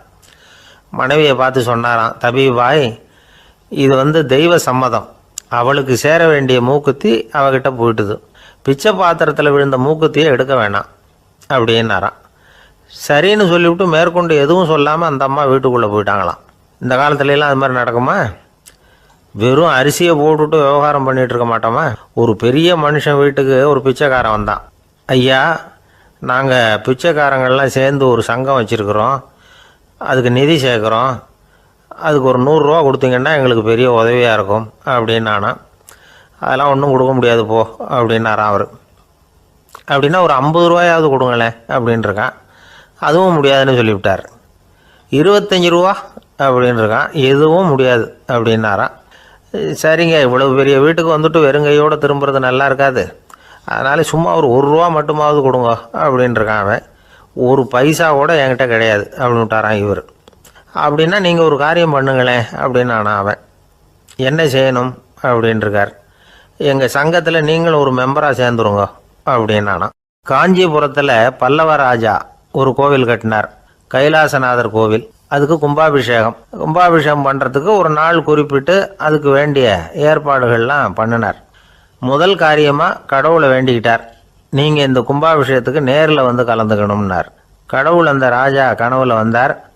நீ கும்பாபிஷேகம் வச்சிருக்கிற அதே நாளில் அதே நேரத்தில் எனக்கு இன்னொரு ஊரில் ஒரு கும்பாபிஷேகம் இருக்குது, அதுக்கு போக வேண்டியிருக்கு. அதாவது திருநின்ற ஊரில் என்னுடைய பக்தர் ஒருத்தர், அவரும் ஒரு கோயில் கட்டி கும்பாபிஷேகம் செய்கிறார், நான் அதுக்கு போக வேண்டியிருக்கு, அதனால் உன்னுடைய தேதியை நீ மாற்றி வச்சுக்கோ அப்படின்னார். கடவுள் தான் எங்கேயும் இருக்கிறவராச்சே, அவர் நினச்சா 2 இடத்துலையும் இருந்து கோயில் கும்பாபிஷேகத்தை நடத்த முடியாதா? ஏன் அப்படி செய்யலை? அது ஒரு முக்கியமான காரணத்துக்காகத்தான். திருநின்ற ஊரில் இருந்த பூசலாருங்கிற அந்த அடியாரின் பெருமையை இந்த உலகத்துக்கு எடுத்து காட்டணுங்கிறதுக்காகத்தான் கடவுள் அந்த ராஜா கிட்ட அப்படி சொன்னார். சரி, அந்த அடியார் அப்படி என்னதான் பெருசாக கோயில் கட்டி விட்டார்? ராஜா கட்டின கோயிலை விட பெருசா? அவர் கட்டினது கருங்கல்லாலேயோ மண்ணாலேயோ மரத்தாலேயோ இல்லை. அவர் கட்டின கோயில் வேறு மாதிரி. அது மனசால கட்டின கோயில், மனசுக்குள்ளே இருக்கிற கோவில், மனக்கோவில். அந்த அடியார் தன்னோட மனசுக்குள்ளே மாசக்கணக்காக ஒவ்வொரு கல்லாக சேர்த்து கட்டின கோவில். இந்த விஷயம் ராஜாவுக்கு தெரியாது. அவர் என்ன நினச்சிட்டாரு, அது நாம் கட்டின கற்கோயிலை விட ரொம்ப பெருசாக இருக்கும் போல இருக்கு அப்படின்னு நினச்சிட்டார். சரி, அப்பேற்பட்ட அந்த கோயிலை தரிசனம் பண்ணிவிட்டு வருவோம் அப்படின்னு நினச்சி ராஜா திருநின்ற ஊருக்கு போகிறார். அங்கே போய் பார்த்தா கோயிலையும் காணும், ஒன்றையும் காணும். கடைசியில் பூசலார் கட்டின மனக்கோவில் தான் அதுங்கிறத அவர் புரிஞ்சுக்கிறார். உடனே அந்த அடியாரின் காலில் விழுந்து வணங்குறார். அவரோ, இது மனசால முயன்ற கோவில், இதுக்கு இத்தனை பெருமையா அப்படின்னு ஆச்சரியப்படுறார். இதில் ஆச்சரியப்படுறதுக்கு ஒன்றும் இல்லை. ஆண்டவன் விரும்புறது அகபக்தியையே தவிர புற தோற்றங்களே அல்ல. இதை நாம் புரிஞ்சுக்கிட்டோம்னா நமக்குள்ள எந்த வேறுபாடுகளும் வர்றதுக்கு வழியே இல்லை. இன்னொரு ராஜா இருந்தார். அவர் ஆண்டவனுக்கு படைக்கிறதுக்காக ஒரு தார் நல்ல செவ்வாழைப்பழமாக எடுத்துக்கிட்டு போகணும்னு நினச்சார். அதனால் நாளே அதை வாங்கிட்டு வர சொன்னார் வேலைக்காரங்கிட்ட. வேலைக்காரன் போனால் கடைத்தெருவில் ஒரு தார் பழம் வாங்கினான். வர்ற வழியில் அவன் குடிசை அப்படியே எட்டி பார்த்துட்டு போவோமேன்னு நினச்சான். போனான். அங்கே இவனோட குழந்தை பாவம் பசியால் கத்திக்கிட்டு இருக்கு. இவன் பார்த்தான், இவ்வளவு பெரிய தாரில் ஒரு 2 பழம் எடுத்தா தெரியவா போகுது அப்படின்னு நினச்சி ஒரு 2 பழத்தை பிச்சு அந்த குழந்தைகிட்ட கொடுத்தான். அதை வாங்கி வயிறார சாப்பிட்டுது, பசி அடங்குச்சு, விளையாட போயிட்டுது. இவன் அதுக்கப்புறம் வாழைப்பழத்தை எடுத்துக்கிட்டு அரண்மனைக்கு வந்தான். 2 பழம் பிச்சிருக்கிறது ராஜாவுக்கு தெரிஞ்சு போச்சு. இவன் உண்மையை சொல்லிவிட்டான். உடனே ராஜா, கடவுளுக்கு படைக்க வேண்டிய பொருளை குழந்தை எச்சில் பண்ண விட்டுருக்கியே அப்படின்னு சொல்லி அவனை கட்டி வச்சு சாட்டையால் அடித்தார். பாவம். மறுநாள் பழத்தை கோயிலுக்கு எடுத்துகிட்டு போனார். கடவுள் முன்னாடி வச்சார். கடவுள் கண்ணை திறந்து பார்த்தார், பழம்லாம் அழுகி இருக்குது. என்ன இது அழுகி போன பழம் அப்படின்னார். ராஜா முழிச்சார். நல்லா தானே இருந்தது அப்படின்னு நினச்சார். அப்போ கடவுள் அந்த ராஜா கிட்ட சொன்னாராம், இதை பார்ப்பா, இந்த தாரில் 2 பழம் தான் நல்ல பழம், அந்த 2 பழங்களையும் நேற்றுக்கே நான் சாப்பிட்டுட்டேன் அப்படின்னாராம். அப்போ தான் ராஜாவுக்கு புரிஞ்சுது, ஏழை குழந்தையின் பசியை தீர்க்கறதுக்காக உதவுன அந்த 2 பழம்தான் இறைவன் சாப்பிட்ட பழம்னு. இறைவன் இருக்கிற இடம் எது? இதுதான். ஒரு ஊரில் ஒரு மன்னர் இருந்தார். புத்தி கூர்மை உள்ள ஒரு மன்னர். பொதுவாக மன்னர்களுக்கு சந்தேகம் வந்தால் சபையில் உள்ள சான்றோர்கள்கிட்ட கேட்டு தெரிஞ்சுக்கிறது தானே வழக்கம். ஆனால் இங்கே அப்படி இல்லை. மற்றவங்களுக்கு சந்தேகம் வந்தால் மன்னர்கிட்ட கேட்டு தெரிஞ்சுக்குவாங்க. அது மாதிரி கேட்டு தெரிஞ்சுக்கிறதுக்காக ஒரு பெரியவர் ஒரு நாள் வந்தார். அவர் கையில் 3 பொம்மைகள் வச்சுருந்தார். 3 ஒரே மாதிரி பொம்மைகள், கொஞ்சம் கூட வித்தியாசம் தெரியல. ஏது இந்த பொம்மைன்னு கேட்டார் மன்னர். எனக்கு வேண்டியப்பட்ட ஒருத்தங்கிட்ட இருந்து இதை வாங்கிட்டு வந்திருக்கிறேன். நான் தான் அவன்கிட்ட இந்த பொம்மையை செஞ்சு கொடுக்கும்படியா கேட்டுக்கிட்டேன். அவன் ரொம்ப புத்திசாலி, அவன் தான் இதை செஞ்சு கொடுத்தான். ஆனால் அதில் ஒரு சிக்கல் அப்படின்னார். என்ன பிரச்சனைன்னு கேட்டிருக்காரு இவர். நான் அவன்கிட்ட கேட்டது 3 விதமான பொம்மைகளாக இருக்கணும்னு கேட்டேன். அவன் என்னடான்னா 3 ஒரே மாதிரியாக செஞ்சு கொடுத்துட்டான் அப்படின்னார். அவன்கிட்டயே கேட்கறது தானே அப்படின்னு இருக்காரு இவர். கேட்டேன், அவன் என்ன சொல்கிறான்னா, இது 3 ஒரே மாதிரி பொம்மை கிடையாது, 3 விதம், ஒன்றுக்கு ஒன்று வித்தியாசம் இருக்குது. இந்த 3 பொம்மையும் 3 விதமான நண்பர்களுக்கு உதாரணங்கள் அப்படின்னு சொல்கிறான். எனக்கு ஒன்றும் புரியல, அதுதான் உங்ககிட்ட வந்தேன் அப்படின்னார். சரி, அந்த பொம்மைகளை இப்படி கொடுங்க அப்படின்னு வாங்கினார் மன்னர். எடுத்துக்கிட்டு உள்ளே போனார். கொஞ்ச நேரம் கழித்து வெளியில் வந்தார். அதுக்கப்புறம் சொன்னார், இதை பாருப்பா, அவன் சொன்னது சரிதான், 3 விதம் தான். இது இருக்குதே முதல் பொம்மை, இது உத்தமமான நண்பனுக்கு உதாரணம். இந்த 2வது பொம்மை இது மத்தியமமான நண்பனுக்கு உதாரணம். அந்த 3வது பொம்மை இருக்குதே அது மோசமான நண்பனுக்கு உதாரணம். இதை செஞ்சவன் உண்மையிலேயே பெரிய அறிவாளி தான் அப்படின்னாராம். வந்தவருக்கு ஒன்றும் புரியல. பார்த்தா ஒன்றும் வித்தியாசம் தெரியலையே அப்படின்னு அவன் குழம்பி போய் நிற்கிறான். இப்போ அந்த மன்னர் விளக்கம் கொடுக்குறார். அந்த 3 பொம்மையையும் எடுத்து முன்னாடி வச்சார். ஒரு மெல்லிய கம்பியை கையில் எடுத்தார். அந்த முதல் பொம்மை காதில் விட்டார். கொஞ்ச தூரம் உள்ளே போய் அப்படியே நின்றுட்டுது அந்த கம்பி. அப்புறம் 2வது பொம்மை காதில் அந்த கம்பியை விட்டார். அந்த கம்பி என்னாச்சுன்னா அப்படியே அது வாய் வழியாக வெளில வந்தது. 3வது பொம்மை காதில் கம்பியை செலுத்தினார். அது நேராக இன்னொரு காது வழியாக வெளியில் வந்தது. இப்போ இந்த முதல் வகை இருக்குதே, அது மாதிரியான நண்பர்கள் எப்படி தெரியுமா? நம்ம கஷ்டத்தை அவங்கக்கிட்ட சொன்னால் பேசாமல் கேட்டுக்குவாங்க. வெளியில் அதை யாருக்கிட்டையும் சொல்லிகிட்டு இருக்க மாட்டாங்க. வெளியில் தெரியாமல் நமக்கு உதவி பண்ணுவாங்க. செஞ்சுட்டு அதை நான் தான் செஞ்சேன்னு சொல்லிகிட்டு இருக்க மாட்டாங்க. அதுதான் கம்பி ஒரு காது வழியாக போய் உள்ளே நின்றுட்டுது. 2வது பொம்மையில் கம்பி என்னாச்சு, ஒரு காது வழியாக போய் வாய் வழியாக வெளியில் வருது. இது மாதிரியான நண்பர்கள்கிட்ட நாம் கஷ்டத்தை சொன்னால் அதை அவங்க 4 பேர்கிட்ட போய் சொல்லி நமக்காக உதவி கேட்பாங்க. நமக்குன்னு கேட்டு வாங்கி அதை நம்மகிட்ட கொண்டுகிட்டு கொடுப்பாங்க. இவங்க மத்தியமமான நண்பர்கள். 3வது பொம்மையில் ஒரு காது வழியாக செலுத்துகிற கம்பி இன்னொரு காது வழியாக வெளியில் வந்துடுது. இது மாதிரியான நண்பர்கள்கிட்ட நம்ம கஷ்டத்தை சொன்னால் அவங்க காது கொடுத்து கேட்கறது மாதிரி நடிப்பாங்க. அப்படியே இன்னொரு காது வழியாக அதை வெளில விட்டுருவாங்க. அதை பற்றி கவலைப்பட மாட்டாங்க. இதுதான் இந்த பொம்மைகளுக்குள்ளே இருக்கிற வித்தியாசம் அப்படின்னு விளக்கம் கொடுத்தாராம் மன்னர். படிக்கிற பிள்ளைங்கள்லேயும் இது மாதிரி 3 வகை உண்டு. சில பேர் காதால் வாங்கி மனசில் வச்சுக்குவான். சில பேர் காதால் வாங்கி பேனாவால் எழுதி விடுவான். சில பேர் ஒரு காதால் வாங்கி இன்னொரு காதால் வெளியில் விட்டுருவான். ஒரு பையன் வகுப்பில் ஆசிரியர் பாடம் நடத்தும் பொழுது தலையை வேகமாக ஆட்டி ஆட்டி கேட்பானான். ஏன்டா இப்படி தலையை இப்படி ஆட்டுற அப்படின்னு கேட்டிருக்கான் பக்கத்தில் இருந்தவன்.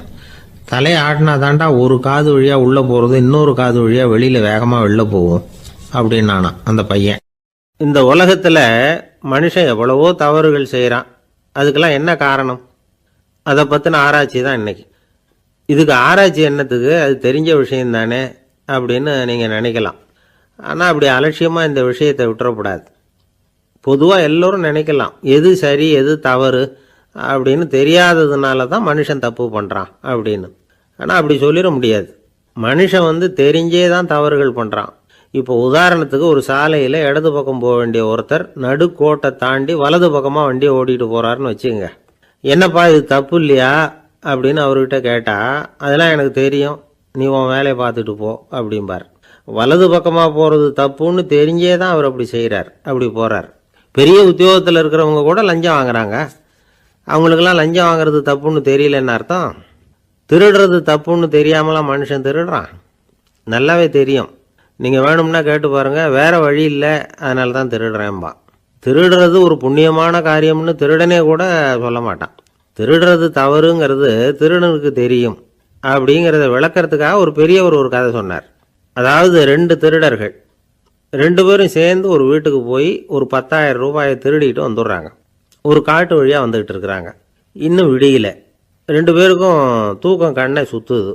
சரி, இப்படியே ஒரு மரத்தடியில் படுத்து தூங்குவோம், காலையில் விடிஞ்சதும் இந்த பணத்தை 2 பேரும் பங்கு போட்டுக்குவோம் அப்படின்னு முடிவு பண்ணுறாங்க. அதே மாதிரி படுத்து தூங்குறாங்க.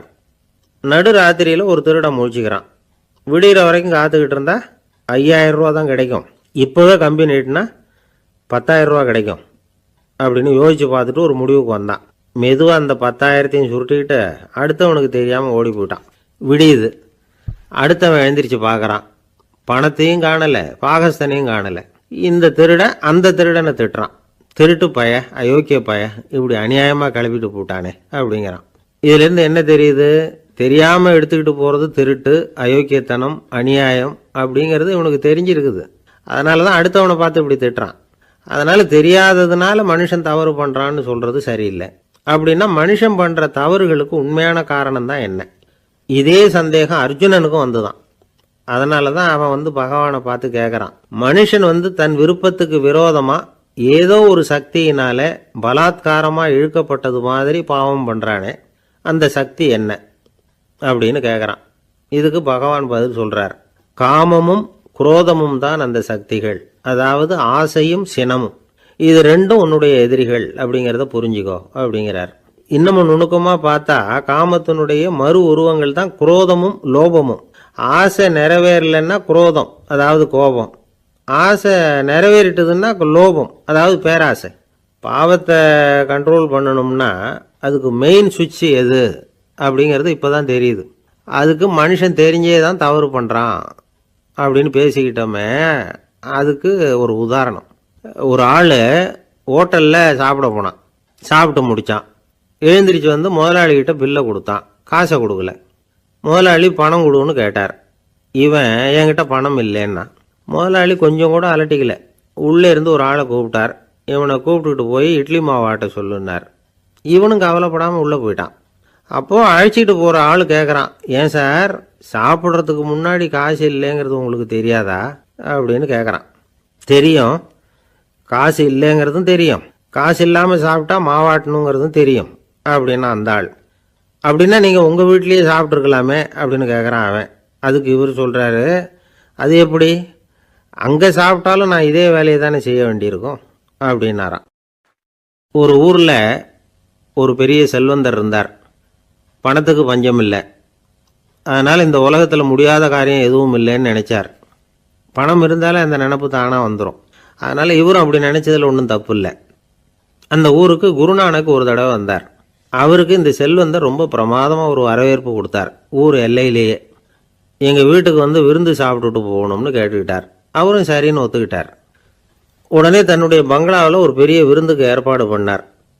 குருநானக்கை அழைச்சிட்டு வீட்டுக்கு போனார், உட்கார வச்சார். ஐயா, நான் இந்த ஊர்லேயே ரொம்ப பெரிய வசதி உள்ளவன், என்னால் எல்லாம் முடியும். உங்களுக்காக நான் என்ன செய்யணும்னு சொல்லுங்கள், எதுவாக இருந்தாலும் பரவாயில்ல, எவ்வளவு செலவானாலும் பரவாயில்ல, என்னால் செய்ய முடியும். என்ன செய்யணும்னு சொல்லுங்கள், அது போதும், நான் செய்கிறேன் அப்படின்னு நான் ரொம்ப பணிவா. இதை கேட்டதும் குருநானக் சிந்திச்சார் கொஞ்ச நேரம். அதுக்கப்புறம் தன்னோட சட்டை பைக்குள்ளே கையை விட்டு ஒரு பழைய ஊசி ஒன்று எடுத்தார். அந்த செல்வந்தர்கிட்ட கொடுத்தார். இதை பாருங்க, இவ்வளவு தூரம் நீங்கள் கேட்கறதுனால சொல்கிறேன், எனக்கு நீங்கள் செய்ய வேண்டிய உதவி இதுதான்னார். ஊசியை கையில் வாங்கிக்கிட்டு இதை என்ன செய்யணும்னு சொல்லுங்க அப்படின்னார் அவர். நீங்கள் செய்ய வேண்டியது என்னென்னா, இந்த ஊசியை பத்திரமா வச்சிருக்கணும். நாம் 2 பேரும் இறந்து போனதுக்கு பின்னாடி இன்னொரு உலகத்தில் நாம் சந்திக்கக்கூடிய வாய்ப்பு இருக்குது. அப்போ இந்த ஊசியை என்கிட்ட கொண்டாந்து கொடுக்கணும். இதுதான் நீங்கள் எனக்காக செய்ய வேண்டிய உதவி அப்படின்னார் குருநானக் லேசாக சிரிச்சுக்கிட்டே. இதை கேட்ட உடனே இந்த பெரியவர் முழிக்க ஆரம்பிச்சிட்டார். அது எப்படிங்க, நான் சாகிறப்ப எப்படி இந்த ஊசியை எடுத்துக்கிட்டு இன்னொரு உலகத்துக்கு வர முடியும்னார். ஊசி மாதிரி ஒரு சின்ன பொருளை கூட இந்த உலகத்தை விட்டு நாம் போகிறப்ப எடுத்துகிட்டு போக முடியாதுங்கிறப்போ உங்களோட செல்வத்தையெல்லாம் எப்படி அங்கே எடுத்துகிட்டு வர போகிறீங்க அப்படின்னு கேட்டார் குருநானக். அதுக்கப்புறம் தான் அந்த பெரியவர் யோசிக்க ஆரம்பித்தாராம். குருநானக் சொல்கிறார், இதை பாருங்கள், நாம் செய்கிற நல்லது கெட்டது தான் கடைசி வரைக்கும் நம்ம கூட இருக்கும். அடுத்தவங்க நல்லா இருக்கணுங்கிறதுக்காக பொருளை செலவு செய்யணும். அப்படி செய்யலைன்னா எந்த பிரயோஜனமும் இல்லை அப்படின்னார். அதுக்கப்புறம் தான் அந்த செல்வந்தரின் அறிவு கண் திறந்து தான். உடனே குருநானக்கை வணங்கினார். ஐயா, என்கிட்ட இருந்த ஆணவம் போயிட்டுது, இனிமேல் என்கிட்ட இருக்கிற செல்வத்தை நல்ல வழியில் செலவழிப்பேன் அப்படின்னாராம். நம்மக்கிட்ட இருக்கிற பணம் எப்பவும் நம்ம கூடவே வந்துக்கிட்டு இருக்காதுங்கிறதுக்கு இது ஒரு உதாரணம். அதுக்காக நாம் பணம் சேர்க்கறத பற்றி கவலைப்பட வேண்டியதில்லை, பேசாமல் படுத்து தூங்கிக்கிட்டு இருந்தால் போதும் அப்படின்னு இதுக்கு அர்த்தம் பண்ணிக்கப்படாது. முறையான வழியில் பணம் சேர்க்கணும், அதை முறையான வழியில் செலவு பண்ணணும். அதனால் ஏற்படக்கூடிய மன நிறைவு இருக்குது பாருங்கள், அது அனுபவித்தவங்களுக்கு தான் தெரியும். சொர்க்கத்துக்கு போகிறவங்க இங்கேருந்து பணத்தை எடுத்துகிட்டு போக முடியாது.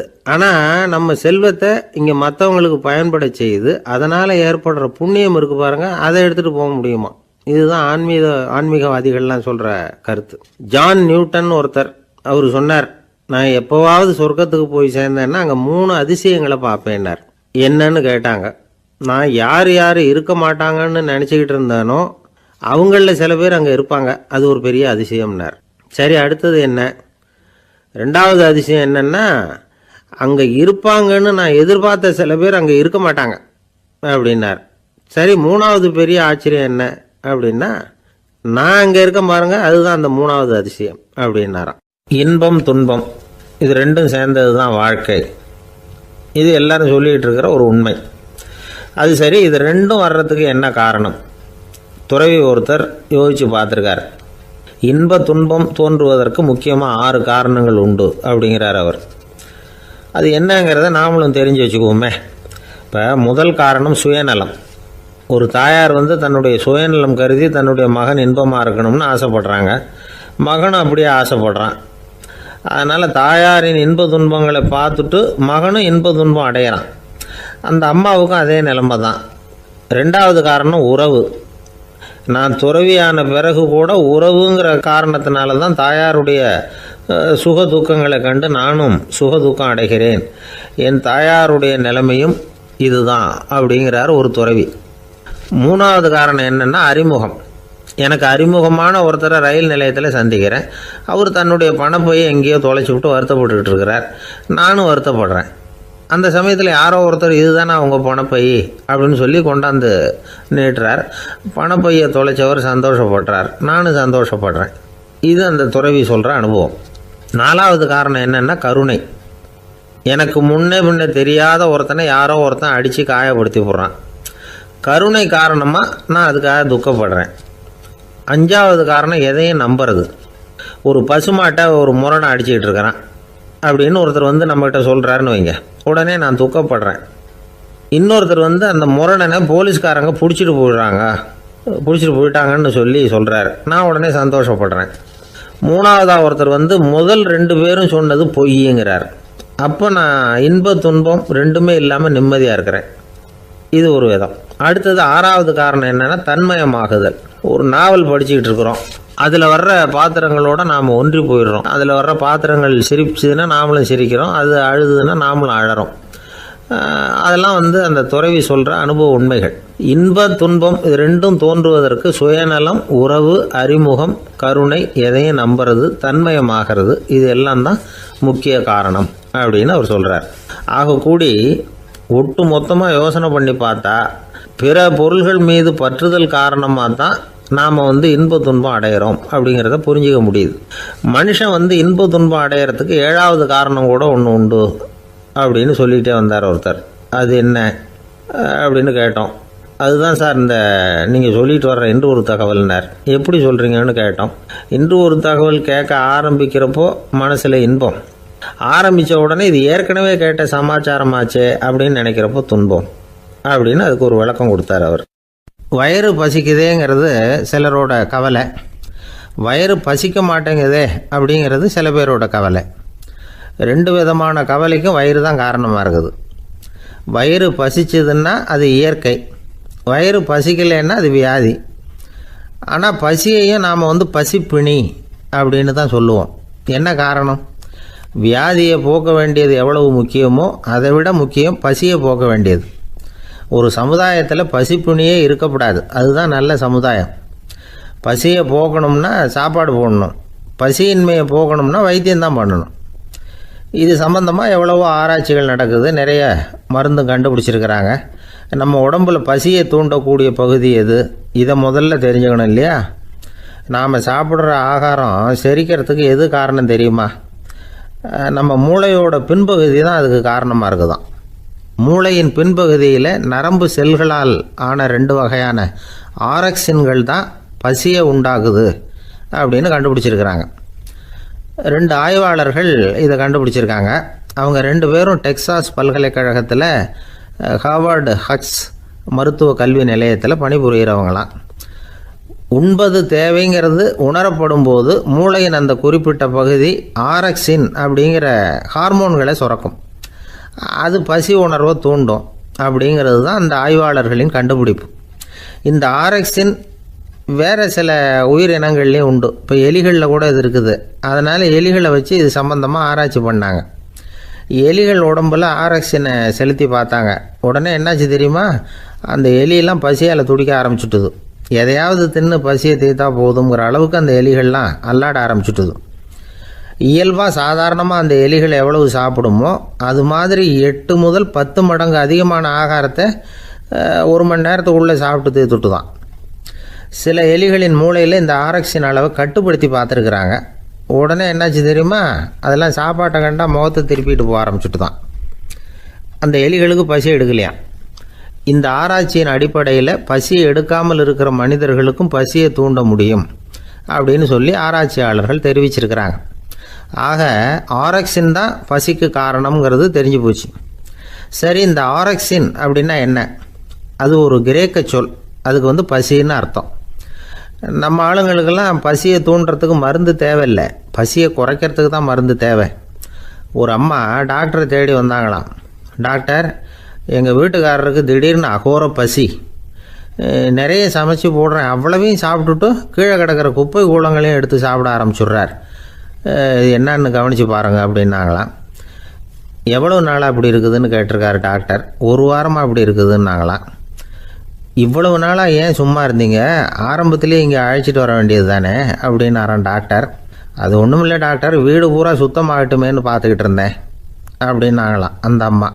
ஒரு மாணவனை பார்த்தேன், என்ன தம்பி படிப்புலாம் எப்படி இருக்குது அப்படின்னு விசாரித்தேன். அவன் ரொம்ப அழுத்துக்கிட்டான். நான் நல்லா தான் சார் படிக்கிறேன், இருந்தாலும் புத்தியில் சரியாக ஏற மாட்டேங்குது சார் அப்படின்னா. சரி, இவனும் நம்ம ரகம்தான் அப்படின்னு சொல்லி முடிவு பண்ணிட்டோம். கல்வி கற்கக்கூடிய ஒரு மாணவன் சம்பந்தப்படுற புத்திகள் பல வகை. அதை பற்றி ஒரு பெரியவர் விளக்கி இருக்கிறார். மிருத்து புத்தின்னு ஒன்று இருக்குதான். மிருத்துன்னா மண்ணால் செவுறு கட்டுறோம்ல, மண் சுவரில் ஆணி அடிக்கிறதும் சுலபம், அதை பிடுங்கி எடுக்கிறதும் சுலபம். அது மாதிரி சில பேர் குரு சொல்லி கொடுக்குறத சுலபமாக கேட்டு தெரிஞ்சு வச்சுக்குவாங்க, கொஞ்ச நேரத்தில் சுலபமாக மறந்தும் போயிடுவாங்க. இது மிருத்து புத்தின்னு பேர், மண் புத்தி. தாரு புத்தின்னு ஒன்று உண்டான். தாருன்னா மரம். அதில் பச்சை மரத்தில் ஆணி அடிக்கிறது சுலபம், ஆனால் அதை எடுக்கிறது கஷ்டம். அது மாதிரி ஆசிரியர்கிட்ட இருந்து கேட்டதை கவனமாக மனசில் பதிய வச்சுக்கிட்டு அதை மறக்காமல் இருக்கிறது தாரு புத்தி. பட்டை மரமாக இருந்தால் அதில் ஆணி அடிக்கிறதும் கஷ்டம், அடிக்கிற ஆணியும் சீக்கிரம் நழுவிடும். அது மாதிரி கேட்குற விஷயம் மனசில் பதியறதும் கஷ்டம், அப்படியே பதிஞ்சாலும் அது நீடிச்சு இருக்கிறதும் கஷ்டம், கொஞ்ச காலத்தில் மறந்துடும். இன்னொரு வகை புத்தி ஒன்று உண்டு, அதுக்கு பேர் சிலா புத்தின்னு பேர். சிலான்னா கல். ஒரு கருங்கல்லில் 4 துளையை போட்டு ஒரு துளையில் உளியை வச்சு அடித்தா மற்ற துளை வழியாகவும் பிளந்து கல் 2 ஆகிடும். அது மாதிரி சந்தியான இடங்களில் குறிப்பாக ஒரு பொருளை சொன்னால் அதை வச்சுக்கிட்டு மற்றதையும் தெரிஞ்சுக்கிறது, அது சிலா புத்தின்னு பேர். வேணு புத்தின்னா என்ன தெரியுமா? வேணுன்னா மூங்கில் கணுவில் ஒரு பக்கம் உளியை வச்சு அடித்தா 2 பக்கமும் பிளந்துடும். அது மாதிரி ஒரு செய்தியை கேட்டுக்கிட்டு இருக்கிறப்பவே அதோட முன்பின் தொடர்களையும் தெரிஞ்சுக்கணும், அது வேணு புத்தி. தைல புத்தின்னு ஒன்று உண்டு. தைலம்ங்கிறது எண்ணெய். தண்ணியில் ஒரு துளி எண்ணெயை விட்டால் அது தண்ணி பூரா பரவி போடுதில்ல, அது இப்படி பரவுறது மாதிரி ஆசிரியர் சுருக்கமாக ஒரு கருத்தை சொன்னால் அதை வச்சுக்கிட்டு பூரா விஷயங்களையும் தெரிஞ்சுக்கணும், அது தைல புத்தி. கற்பூர புத்தின்னு ஒன்று கேள்விப்பட்டிருக்கோம். அது எப்படின்னா, கற்பூரம் தீ பட்ட உடனே பிடிச்சிக்கும். ஆசிரியர் சொன்ன உடனே நுண்ணறிவோட பாடங்களை புரிஞ்சுக்கிறது இந்த வகை புத்தி. கரி புத்தின்னு ஒன்று. அது எப்படின்னா, கரியில் நெருப்பை வச்சு விசிறிய பிறகு அதுக்கப்புறம் அது கறி நெருப்பாகும். அது மாதிரி காலம்பரை சாயந்தர வேலைகளில் ஆசிரியர் பாடம் சொல்லி கொடுப்பார், அதை கொண்டு புரிஞ்சுக்கிறது இந்த வகை. கதலித்தண்டு புத்தின்னு ஒன்று சொல்லுவாங்க. கதலிங்கிறது வாழை மரம். வாழைத்தண்டில் தீ வைக்கிறது எவ்வளவு சிரமமோ அவ்வளவு சிரமத்தோடு கல்வி கற்கிறது கதலித்தண்டு புத்தி. இதை தவிர இன்னும் சில வகையான மாணவர்களை கூட அடையாளம் காட்டுறாங்க. ஆசிரியர் சொன்னதில் நல்லதை மட்டும் எடுத்துக்கிறவன் அன்னம். ஆசிரியர் கிடைச்ச இடத்துல பாடத்தை கேட்டுக்கிட்டு பிறகு தனியாக உட்காந்து சிந்திக்கிறவன் பசு. பசுமாடு அப்படி தானே, புல் கண்ட இடத்துல மேயும், அதுக்கப்புறம் நிதானமாக அசை போட்டுக்கும். ஆசிரியர் சொன்னதை தவிர வேற எதையும் சொல்ல முடியாதவன் கிளி. பல இடங்களில் பாடங்கள் கேட்டு கடைசியில் ஒன்றும் புரியாமல் போகிறவன் ஆடு. ஆடு ஒரு செடியில் வயிறார மேயாது, ஒரே செடியில் இக்கரைக்கு அக்கறை பச்சைன்னா அங்கேயும் இங்கேயும் அலைஞ்சிக்கிட்டே இருக்கும். சில பேருக்கு எருமைன்னு பேர். எருமை எப்படின்னா குளத்து நீரை கலக்கி தான் குடிக்கும்.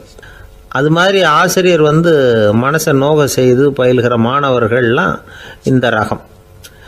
இவ்வளவுலாம் இருந்தாலும் இந்த காலத்து மாணவர்கள்லாம் ஒரு தனி ரகம்.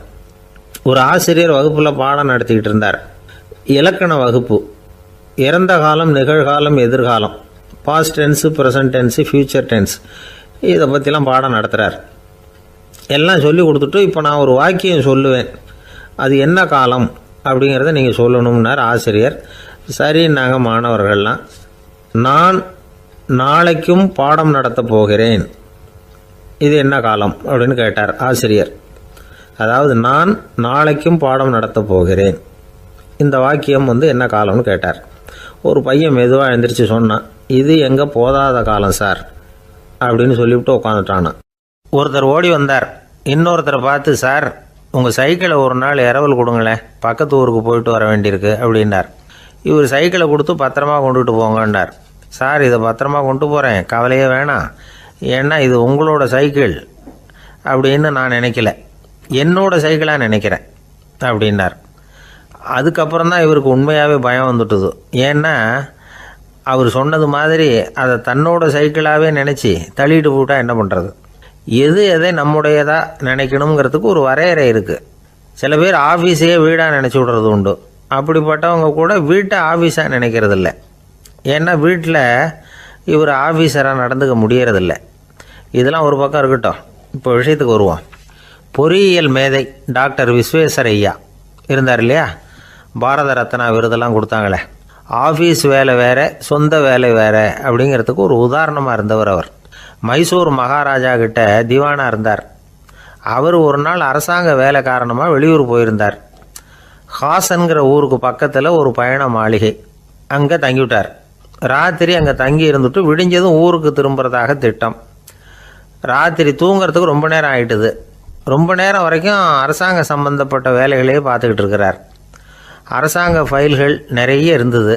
அதையெல்லாம் ஒவ்வொன்றா எடுத்தார், படித்து பார்த்தார், பரிசீலனை பண்ணார். அதில் எழுத வேண்டியதை எழுதினார், கையெழுத்து போட்டார். ஒரு வழியாக அந்த வேலையெல்லாம் முடிஞ்சுது. அதுக்கப்புறம் என்ன பண்ணார்னா, தன்னுடைய சூட்கேஸை திறந்தார். அதிலேருந்து 2 மெழுகுவத்தியை எடுத்து கொளுத்தி வச்சார்.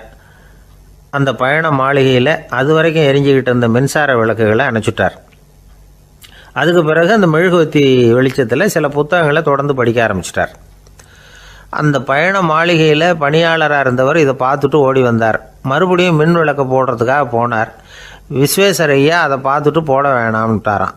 இது வரைக்கும் நான் அரசாங்க அலுவல்களை கவனிச்சிக்கிட்டு இருந்தேன், அதனால் மின் விளக்குகள் அப்போ எரிஞ்சதில் தப்பு இல்லை. இப்போ நான் புத்தகம் படிச்சுக்கிட்டு இருக்கேன், இது என்னுடைய சொந்த வேலை, இங்கே இருக்கிற மின் விளக்கு அதுக்காக ஏன் எரியணும் அப்படின்னு கேட்டாராம். இப்போ இருக்கிற சில அரசு பணியாளர்கள்கிட்ட இந்த சம்பவத்தை பேச்சோட பேச்சாக சொல்லி பார்த்தேன். அவங்களால இதை ஜீரணிக்கவே முடியல. நேர்மை தேவை தான் சார், அதுக்காக அவ்வளவு தூரத்துக்கு அது தேவையா அப்படிங்கிறாங்க. விஸ்வேஸ்வரய்யா அப்படி பண்ணினது தான் ஒரு நேர்மையாளர் அப்படின்னு இந்த உலகத்துக்கு நிரூபிக்கணுங்கிறதுக்காக இல்லை. தான் அப்படி நடந்து காட்டினா தன்னை சுற்றி இருக்கிறவங்களும் அதை கேள்விப்படுறவங்களும் முடிஞ்ச அளவுக்கு பொது வாழ்க்கையில் அரசு பணியில் நேர்மையை கடைபிடிக்க முயற்சி பண்ணலாமே அப்படிங்கிறதுக்காகத்தான். இப்போவும் சில பேர் இருக்கிறாங்க, இவங்க ஆஃபீஸ் வேறு வீடு வேறேன்னு நினைக்கிறதில்ல, அவ்வளோ உரிமை. ஒருத்தர் அப்படி தான், அவருக்கு அவசரமாக 5000 ரூபா தேவைப்பட்டது. ஆஃபீஸு பணத்தை எடுத்துக்கிட்டார். அந்த நேரம் பார்த்து ஆடிட் வந்துட்டுது, ஆப்பிட்டுக்கிட்டார். விசாரணை நடக்குது. அவர் சொல்கிறார், சார் நான் நேரம் காலம் பார்க்காம ஆஃபீஸில் வேலை செய்வேன், ஏன்னா அதை என்னோடய ஆஃபீஸாக நினைக்கிறேன். அவசரத்துக்கு அந்த பணத்தை எடுத்தேன், மறுபடியும் வச்சுடலாம்னு தான் இருந்தேன், அதுக்குள்ளே இப்படி ஆகிட்டுது. நீங்கள் என்ன நினச்சாலும் சரி, நான் ஆஃபீஸ் வேறு வீடு வேறு அப்படின்னு நினைக்கிறதில்ல, அது என்னோடய சுபாவம் அப்படின்னார். விசாரணை பண்ணவர் தீர்ப்பு வழங்கினார். உங்கள் சுபாவத்துக்கு மதிப்பு கொடுத்து நானும் தீர்ப்பு வழங்குறேன்.